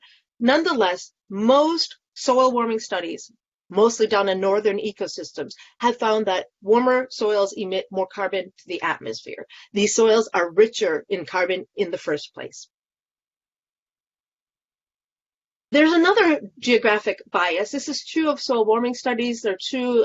We're looking here, my lab and I did a review paper on ecosystem responses and the mediation of ecosystem response to global change, including soil warming, and how that may or may not be mediated by symbiotic root fungi responsible for trees and plants uptaking most of their nutrients. And there's a bit of a northern hemisphere bias, a few studies done here in the southern hemisphere. There's also a northern temperate bias as well. Not as many studies done. Farther down south, not as many equatorial studies done. And that has big ramifications for predicting at a global scale how ecosystems may respond to warming. I'm next going to show you some data from the first soil warming experiment on the planet, begun in 1990 in Harvard Forest, and you can easily tell which plots we have wintertime warming, which plots we have no warming. And we have found that initially, before I was on board here, they found an huge, almost instant, 1 year increase in soil carbon flux to the atmosphere with warming. Okay, after a number of years and in an even bigger scale experiment where we can measure canopy trees, how does the balance between carbon in the trees, carbon in the soils work out? Anything above zero here means it's a storage of carbon. We're looking here at tree vegetation carbon storage, taking carbon away from the atmosphere. Anything below the line here means this is a source of carbon to the atmosphere. In gray, showing us soil respiration, the flux of carbon dioxide from the soils to the atmosphere. And the net is the dark line here, the carbon flux. The carbon flux by year 7 was 0, meaning the trees took up every bit of carbon, at least enough to account for all the extra carbon that was going out from the soils. So at first, these soils were big sources of carbon to the atmosphere. After 7 years, they were balanced out by enhanced growth by the trees. And in the north, under these lovely, more fertile soils, this makes sense because we know the net nitrogen availability. This is the amount of nitrogen available, soil nitrogen available to trees. That increased radically with warming, almost doubling with warming still in year 7. But there's other differences. We have big differences between polar and equatorial regions and ecosystems. We know there's a big difference in climate. You've seen there's a big difference in soils, as well as soil nutrient and carbon cycling. And there's differences in biodiversity as well. I'm not plugging my book here. It's at the academic press that the price is too expensive, but check to see if it's in your library. Because one thing we do in this book, came out last year, is we take geographic scales. We study soil warming impacts to ecosystems from the Arctic to the Antarctic, tropics as best as we can do. Those experiments are brand new, up and running. But we cover sort of as best we can at this point, a global land basis cover of terrestrial ecosystem responses to warming. And now we're going to focus on Georgia with a lot of ramifications for other southeastern states. The Southeast is really important. That's the main line of this paper's graph. This is an earlier paper, came out in 2007, looking at novel climates at the end of this century that don't currently have current climate conditions anywhere that they're predicted to reach by each pixel by the end of this century. Everything in red means it's going to be very different, not only on that place, but this place here is quite different than any place that currently exists now. So red from an ecosystem stability standpoint, red is bad, blue is good. This is the business as usual scenario at the time, the scary scenario, climate change, most severe. This is the more benign scenario. We're not yet on it. Other professors sometimes call this the Star Trek universe scenario. But notice that on both of these, the southeastern United States and southern Georgia are in the zones of changing. We don't know exactly what our climate and our ecosystems are going to look like. We have a much better idea for our climate, but we don't know what is going to be comprising our ecosystems in the southeastern, much of the southeast by the end of the century. We do know that forests are the main landscape feature of the state of Georgia. And this holds for other southeastern states as well. In fact, about 60% of Georgia is forested. Different forest types, a lot of planted loblolly pine, our oak hickory like we saw from invading New England, lots of trees, lots of forests in Georgia. And of that carbon that's stored in Georgia's forests, over half of it is stored in the soil organic materials. So again, soils really matter, but the only way to get the carbon into the soils is through the trees and other plant systems. Soils, and trees. So what about soil warming in Whitehall Forest in Athens, Georgia? We have a lot of knowledge from the past several decades of warming experiments, most of them done at higher latitudes in the tundra, in the boreal, in the northern temperate region. Paper review, meta-analysis paper that came out in 2001, Harvard Forest in central Massachusetts was one of the southernmost soil warming experiments at the time. That was back in 2001. Whitehall Forest, we began the first lower latitude soil warming experiment on the planet. Now we have more, thank goodness. We have more. One in Puerto Rico, it was hit by Hurricane Maria, but she is recovering.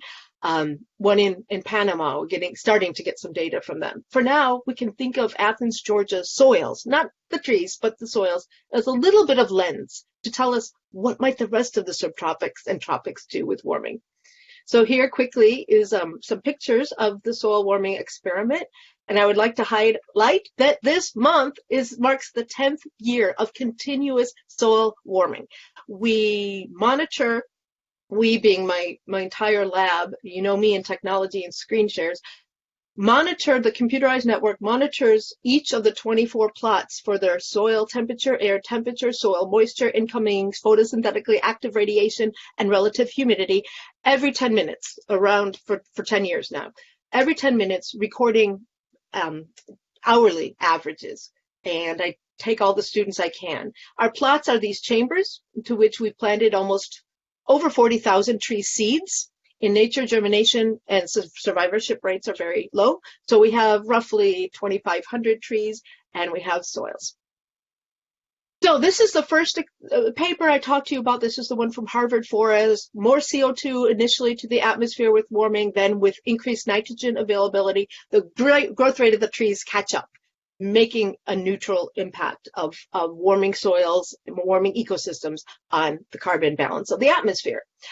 We're finding different answers at the Whitehall Forest warming experiment. Temperature sensitivity, soil respiration, unaffected by experimental warming. Seasons matter. Things are faster happening, more dynamic in the warmer summer months than in the colder winter months. But on top of seasonal variations, we're not seeing any impacts of warmer soil conditions, either for soil flux, carbon flux to the atmosphere, or for the activity of the extracellular enzymes. These are the microbes and their enzymes that are sort of the lever switch on the rate of soil respiration to the atmosphere. So the bottom line, unlike most of the northern ecosystems with more carbon-rich, more nutrient-rich soils, we're not seeing increased carbon transfers to the atmosphere thus far with warming. One thing we know in long-term ecological research, everything depends on everything else. And the answers you have in year 7 can be very different, even opposite of the answers you'll have in year 15 or year 20 or year 30. So we're just going to keep on keeping on. Now I'd like to focus on what we can do. I'm going to talk today now about the amazing Georgia Drawdown Project, where the goal is to identify the most promising solutions for reducing carbon emissions, or in the case of forests, increasing carbon storage in the state of Georgia. I joke that I do think temperate forests in Georgia are the only solution where we have net rates of emissions because we're storing more carbon than we're giving off to the atmosphere. So I am the co-lead with a forester, Dr. Puneet Trivedi, in the Forest School at UGA of the Temperate Forest Protection and Management. We're also looking at afforestation efforts, and I'll talk briefly about that today. We also consider coastal wetlands. but we have wonderful Dr. Joel's presentation today, so I'm not going to spend too much time, but coastal wetlands are important too as guardians of the coast. So I will concentrate on the main points of this slide. We're thinking here about carbon. I changed this to storage, but I should be saying emissions. This is carbon storage, negative numbers, because this should say emissions. Forests storing more carbon than they're emitting to the atmosphere. And our time scale is by year 2030, and our threshold is 1 million metric tons of carbon dioxide equivalents. How much can we get into our forest systems in the state of Georgia? So if we focus on this bottom blue box here, we would meet by 2030 our million tons of carbon solution by year 2030 if we increase tree cover, forest cover in the state of Georgia by 3.5%, about 3.5% more forests, because our forests are already sequestering 27 million metric tons of carbon dioxide each year, and they're storing them in trees and in soils. Soil carbon does not change swiftly over time with respect to tree carbon. If we increased by just a little bit more, maybe a good bit more, we could actually sequester over 4 million metric tons of carbon each year by 2030. And of course, forests will keep sequestering that carbon year and year and year on over the decades. Lots of different programs that would fund this, largely state and federal programs and some non-governmental. Land use in Georgia, I've talked a lot about forests, but we also have a lot of relatively a lot of croplands and pastures. About 25% of the land in Georgia is agricultural lands. Okay, let's think about planting some trees. This is the first time I've ever directly thought much about cows and poultry, livestock. But I just want to point out the big message here. We would store in current pastures, just pastures. So we're not talking about planting loblolly pine trees in cornfields or peanut plantations or whatever. Pastures. We get 1 million metric tons of carbon sequestered in trees and associated soils if we planted just 7% of current pastures in a mixture of hardwood tree species and loblolly pines. 7% is not a whole lot of pasture space. And in fact, cows and livestock under shaded conditions in a hot state like Georgia, their productivity improves, their health improves, they're happier cows. Happier, healthier, more productive cows translates to me more money, most likely, for farmers. So this is a win-win-win situation. And of course, there's other benefits. Biodiversity, trees are the greatest roots at filtering out stream water. Stream water with no shade in the state of Georgia is bad news for stream health. Just the temperature, not even thinking about pollution. Programs are out there already established to promote that. And as Dr. Joel Kostka talked to us today, salt marshes, coastal wetlands, really important too. I'm going to quickly show you another working group. This is another University of Georgia scientist who they're looking at agriculture and food production. And all these lines go up because these are all of the other solutions in Drawdown Georgia emit carbon. The point here is to emit less carbon if at all possible. Baseline, what's happening now based on Georgians' diet, we're emitting 7 million tons of carbon a year, or will be by 2030. If we just shift 25% of our diet away from meat towards animal-based, towards plant-rich diets, we could store over 1 million tons of carbon per year. And of course, we know there's all sorts of heart benefits and other benefits. So this is just an example. I tell this to my students. If you reduce your food waste, that's a big solution. Reduce food waste, eat more plants. That's something we can all start doing right now, today. And the importance of unexpected consequences to climate and global change for public communication.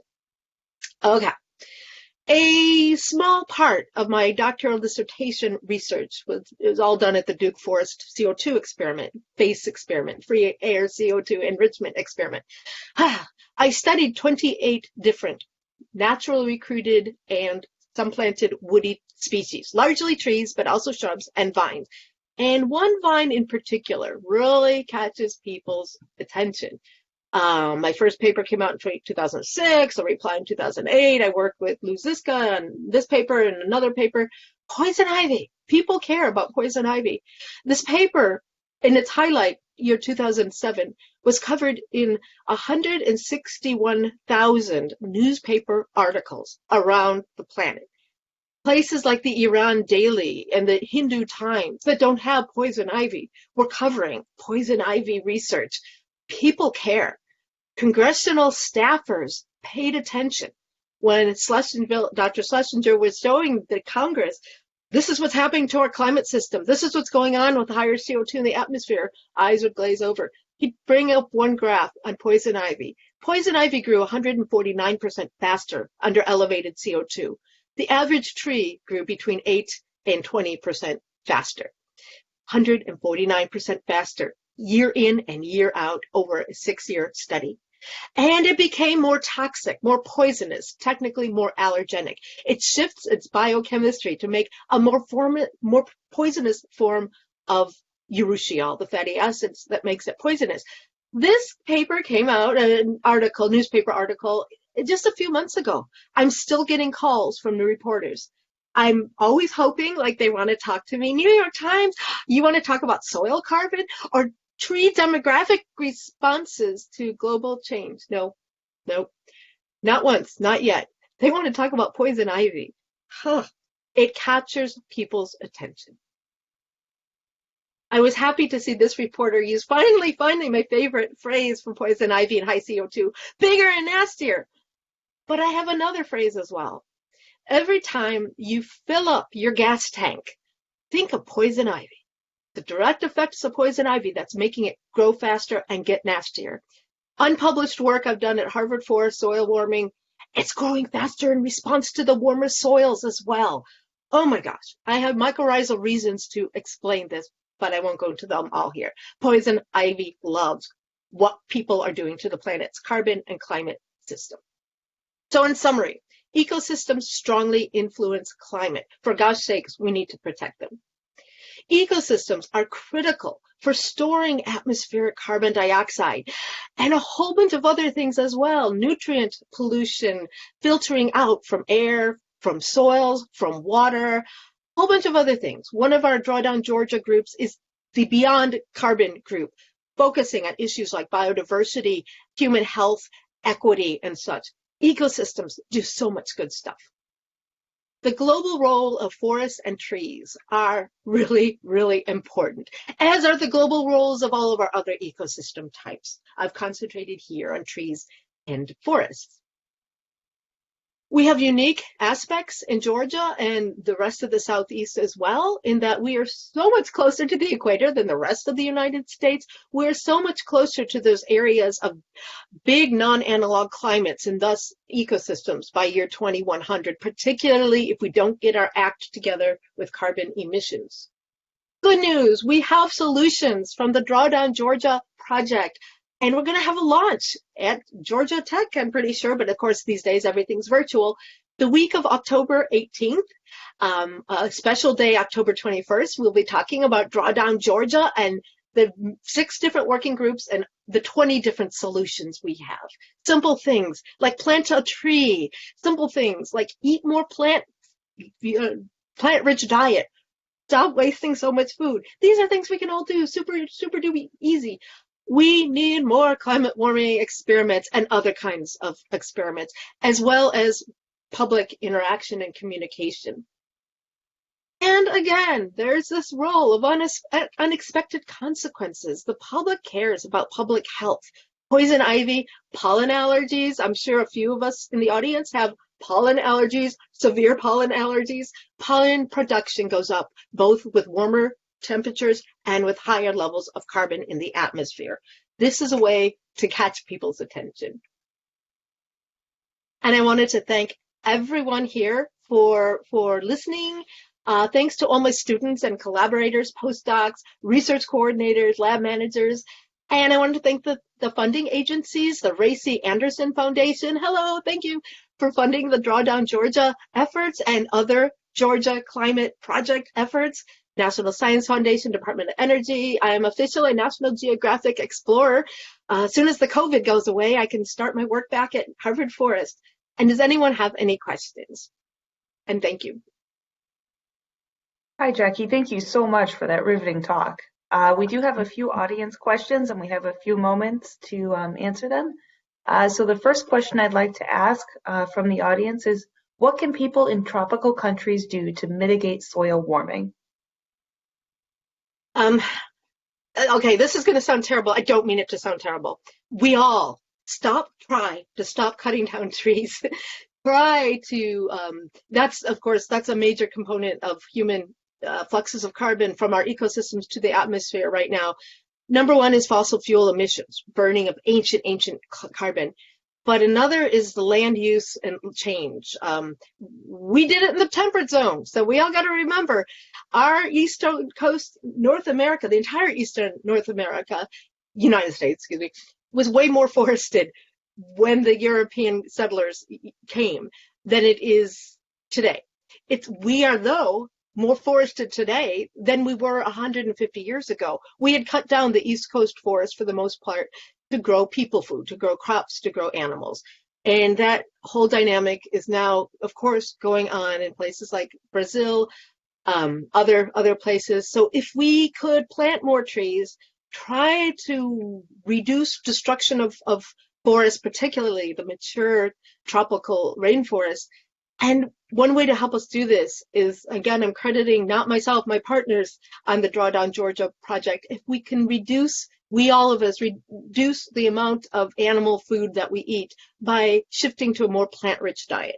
And speaking from a very southeastern perspective, we have amazing traditional recipes based on amazing, glorious plants. So this is something we can do. And we should be doing it everywhere, tropics, temperate, boreal, wherever we can. Plant trees and eat more plants. Thanks, Jackie. So a follow-up question would be, has soil warming or modifications in the Amazon played a role in carbon inventories? Would the Central America studies be decent estimates if we don't have data for the Amazon? Excellent question. Of course, we want to get warming experiments in the Amazon on those most ancient, most highly weathered, least fertile soils, the oxasols. The logistics are difficult. We in Whitehall Forest, it's modeled after a similar experiment that we've done at Harvard Forest, Duke Forest. It's 600 amp circuitry, 600 amps, 220, 240 volt system. Default safety switch, the whole thing turns itself down because we're talking highly electrical soil warming cables. Every time we get more than a bit of precipitation, for us that means rain, not snow, the system shuts itself down for safety reasons. So you have to be close to a constant electric supply. We've looked into how could we do this with solar panels. That would be my goal. That would be my love. Our electric engineers who know more about this than I are still suggest no. We don't think we can't get enough power. Hydroelectrical power maybe, but it's a big logistical question. And I'm afraid my answer was probably not satisfying. I will tell you this, that I wouldn't be surprised if our work from Athens, Georgia on the ultrasol soils, if that doesn't really give us a good perspective to how undisturbed, and that's important, undisturbed tropical forests, including the Amazon, may not respond by shifting more carbon from soils to the atmosphere with warming, similar to our Athens, Georgia forests. The question is, why? Do they simply not have enough carbon in the first place? That might be the answer. It could be modified by not having enough nitrogen nutrients. That wouldn't be the case so much in the tropics, but phosphorus. Athens, Georgia, our soils are probably co-limited in nitrogen and phosphorus. So my lab is starting this new project where we go out and throw in fertilizer. And some plots we also put in glucose. Some plots we just put glucose and see how if that affects soil respiration. And I said the importance of undisturbed. other work in tropical forests, the couple soil warming that I know and familiar in the Americas, they're actually finding, one of them is finding enhanced rates of soil respiration, carbon flux with warming. And one of them, Puerto Rico, I think that had a lot to do with all the fallen trees, leaves, branches, whole entire trees after Hurricane Maria.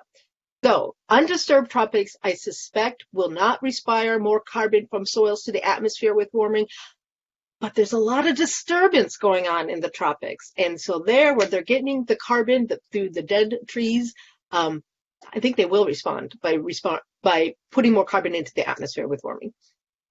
Thank you. Good question. Thanks, Jackie. And we have time, I think, for one more question. Bringing it back to Atlanta, this question asks, what is the most impactful to measure and manage in our urban Atlanta ecosystems? Are we exporting atmospheric heat and CO2, and can we begin to manage those releases using urban forestry? The fast answer would be yes.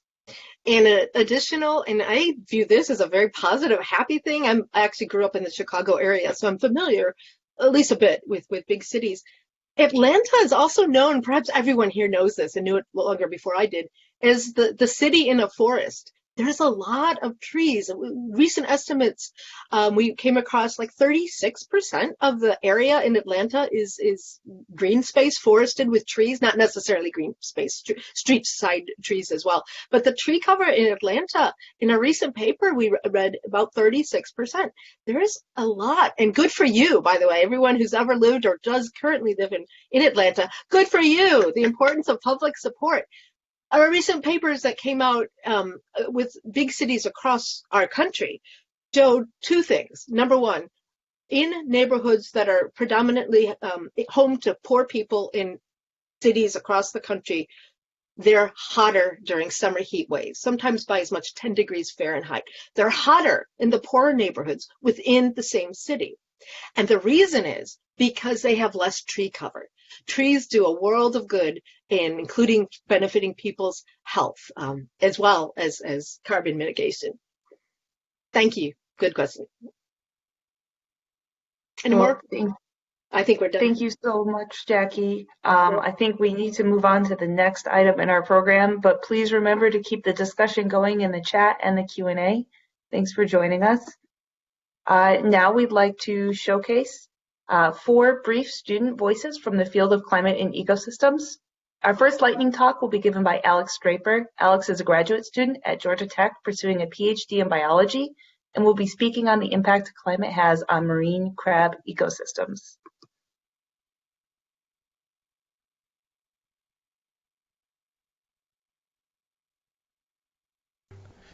Hi, this is Alex from Georgia Tech and Georgia Sea Grant. And no, crab soup is not on the menu for this video. In fact, our shifting climate might change what you find on your plate at a seafood restaurant in the near future. In Georgia, oyster reefs are important coastal ecosystems for humans and many other organisms. They provide benefits called ecosystem services, such as water filtration, shoreline protection against waves and storms, and nursery grounds for economically important fisheries such as blue crabs and oysters.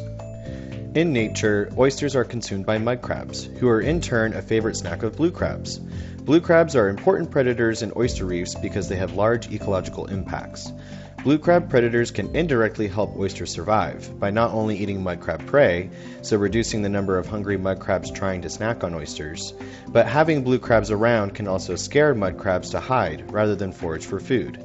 So, blue crabs are critical for oyster survival in this simplified food chain, especially as oyster reefs are already threatened by human stressors such as overharvesting. But what about human impacts on a global scale? Climate change today is caused by the burning of fossil fuels, which release carbon dioxide into the atmosphere.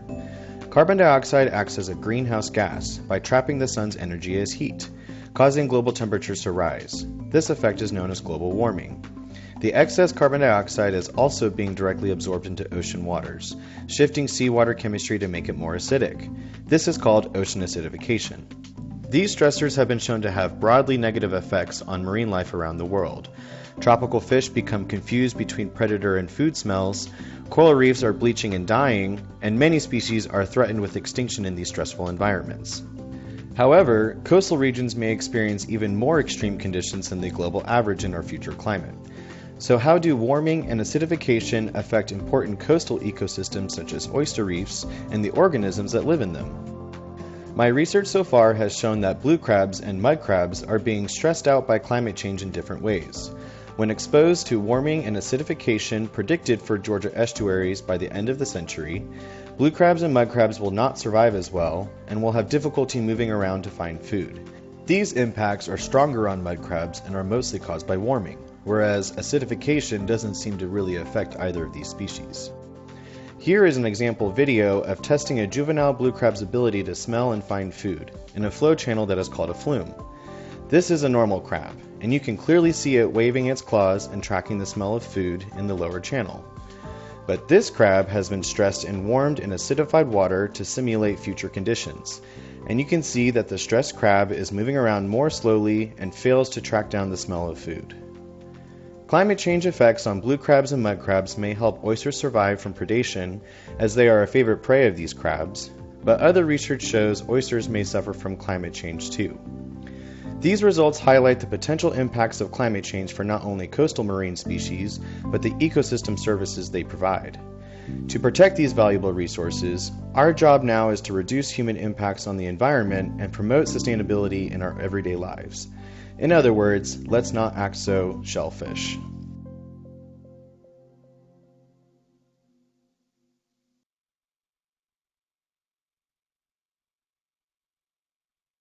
Thanks, Alex, and remember to put any questions or comments you have for Alex in the chat. Next, we'll hear from Tianza Song, a graduate student in Georgia Tech's Ecology, Evolution, and Behavior PhD program, who will be discussing how warming enhances GHG production in peatlands.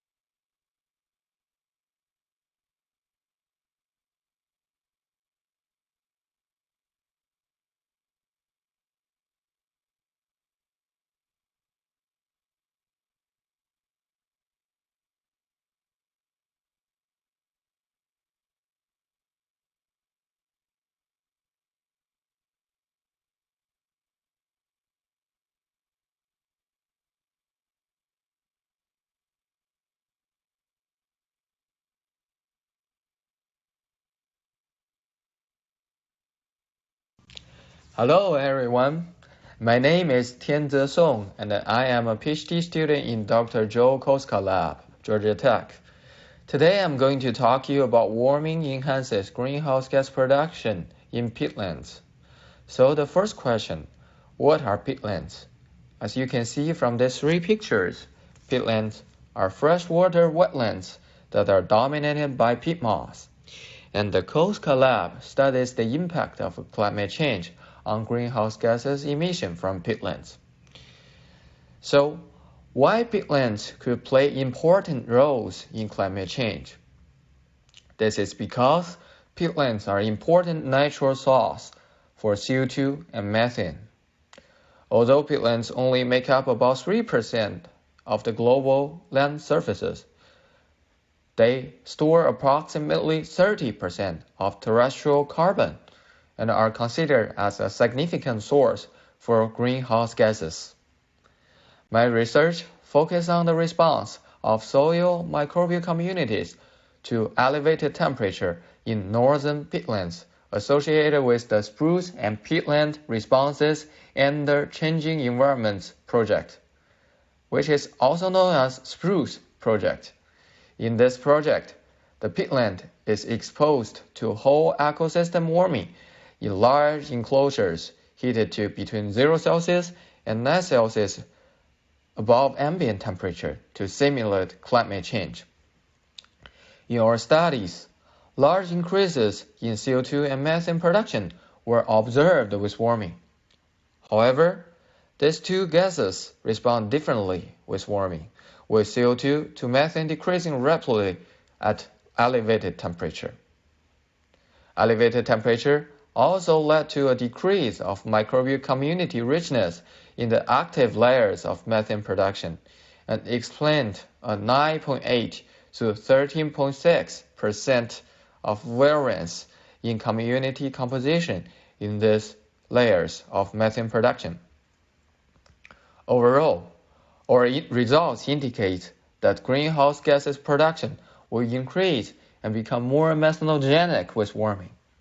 This is really troubling since the sustained flux global warming potential of methane is now estimated at 45 times greater than that of CO2 on a 100-year timescale. This is the end of my presentation. Thanks for your time.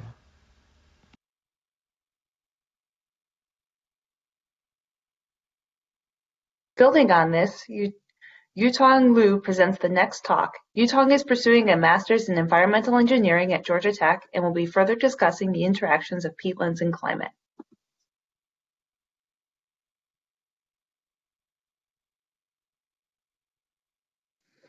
Good morning, ladies and gentlemen. My name is Yutong Liu from Georgia Institute of Technology, Dr. Joe Kostka Lab. It's my pleasure today to give you a lightning talk on the topic climate and ecosystems as part of the Global Climate Action Symposium. So global warming has gradually become more and more concerned by not only the scientists, but also the public. And it indeed has great effect on the whole ecosystem and our personal life. Therefore, understanding the process of global warming driven by the ecosystem and the effect of global warming have on the ecosystem has a vital importance. The specific environment I research on called peatland, which is a type of freshwater wetland that covers approximately 3% of the land surface area, but it contributes to approximately 30% of the terrestrial soil carbon storage. Because of the characteristics, peatlands have drawn much attention from researchers for their potential to release greenhouse gases, especially carbon dioxide and methane. So in order to address this topic, a group of researchers set up a 10-year whole ecosystem warming experiment known as Spruce and Peatland Responses under Changing Environments, which aims to predict and model greenhouse gas emissions. My specific research focused on microbial ecology, which is one of the main factors to drive greenhouse gas emission from this ecosystem. So my project was designed to investigate the environmental conditions that control the functioning of peatland microbiomes and cultivate specific microorganisms from the peatland. The investigation required understanding of biogeochemical cycles and microbial ecology. So as peatland below surface is considered as anaerobic environment, and given the consideration of methane emission from the peatlands, I tried to cultivate methanogens, which is a group of microorganisms to produce methane in our lab. Here are some pictures of my culture. So with my research, I also found that several environmental parameters that could significantly alter the metabolic activity and ecology of microorganisms. Certain substrates, in this case citrate, was significantly favored by microbial metabolism to produce greenhouse gases, as you can see from the figure. Besides, other environmental parameters such as pH and redox potential also had an effect on greenhouse gas emission. Higher pH and lower redox potential will result in higher greenhouse gas emission. Lastly, research on gene level was and should be conducted to more clearly address our questions. That's the end of my talk. Thank you for listening.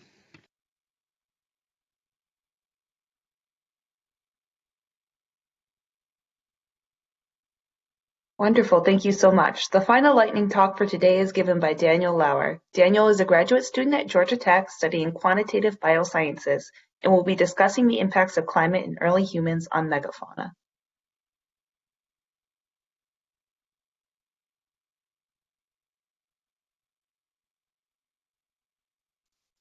Hi, y'all. Thank you for tuning in. My name is Danny. I'm a third-year PhD candidate in the Quantitative Biosciences program at Georgia Tech. And I'm going to talk to you briefly today about African herbivore biodiversity change over time from a multidimensional perspective. So over the last several million years, many of the planet's megafauna, or large animals, went extinct. And the question is, what caused this? So one hypothesis looks at climate change, that as grasslands expanded on a global scale, that many of the megafauna that were not adapted to this rapidly changing climate went extinct. And another hypothesis instead focuses on our ancestors, on early humans that may have hunted many of these species to extinction. And so we actually hypothesized that perhaps both of these forces were operating in tandem. And in order to test that hypothesis, we basically decided to look at megafaunal biodiversity, specifically of megafauna in East Africa, where there is a heavy dose of diversity of megafauna. And we wanted to look at biodiversity from a multi-dimensional perspective. And so to do that, what we did is we looked at 3 different dimensions of biodiversity in these East African megafauna and how they changed over time. The first dimension is taxonomic, which looks at species richness at any given time. Phylogenetic diversity is another dimension, which looks at basically the variability of the evolutionary relationships between species at any given time. And finally, functional diversity looks at the variability in the different traits that species have. And so what you'll notice here, in particular, once I add breakpoints from a breakpoint analysis to these various trends, that over the last 7.5 million years, depending on the dimension of biodiversity that you look at, you might come to a different conclusion as to what caused megafaunal biodiversity loss. So for example, if you look at taxonomic diversity, you might conclude that it was hominins, the emergence of Homo erectus, that may have triggered this diversity loss. But then if you look at functional diversity, you might come to a different perspective, that it was in fact a climatic force, the expansion of grasslands that caused the downfall of these megafauna. And so in sum, combining these different dimensions together demonstrates that perhaps both of these forces, hominin and climate, played a role in the loss of megafaunal biodiversity. And so in conclusion, like we said, it's possible that both climate and hominin impacts were acting in tandem here. And also for any study of biodiversity, particularly in relationship to the climate system moving forward, it's important to consider biodiversity from multiple dimensions in order to capture it as well as possible, and in order to move forward meaningfully. With that, I'd like to acknowledge everyone who has made this work possible, and that's all. Thank you very much. Okay, well, I will take over here then, and we reached the point in the event today where we're going to launch into one of 2 opportunities for you. For the first, as noted before, we have the virtual tour of the Candida building, which is the home of the Global Change Program at Georgia Tech, one of our newest buildings, billed as the most sustainable building in the Southeast. So make sure you check that out. That will be led by the building director, Sean Aurora. And you can, I think we can drop those. Links are already in the chat, which is great. And then the second opportunity is a virtual exhibit really focused on the critical zone. And again, please direct yourself to that link that is in the chat window as well, that you can attend. And so these events are set to go for the next half an hour. Just a brief reminder that we will conclude the event, of course, after these events today, and then we will see you back tomorrow morning at 9 a.m. for our theme of environmental and climate justice with a panel, keynote, and more virtual tours. And so please, we welcome you to join us tomorrow. Have a great day, and thanks for joining. We'll see you in the tours.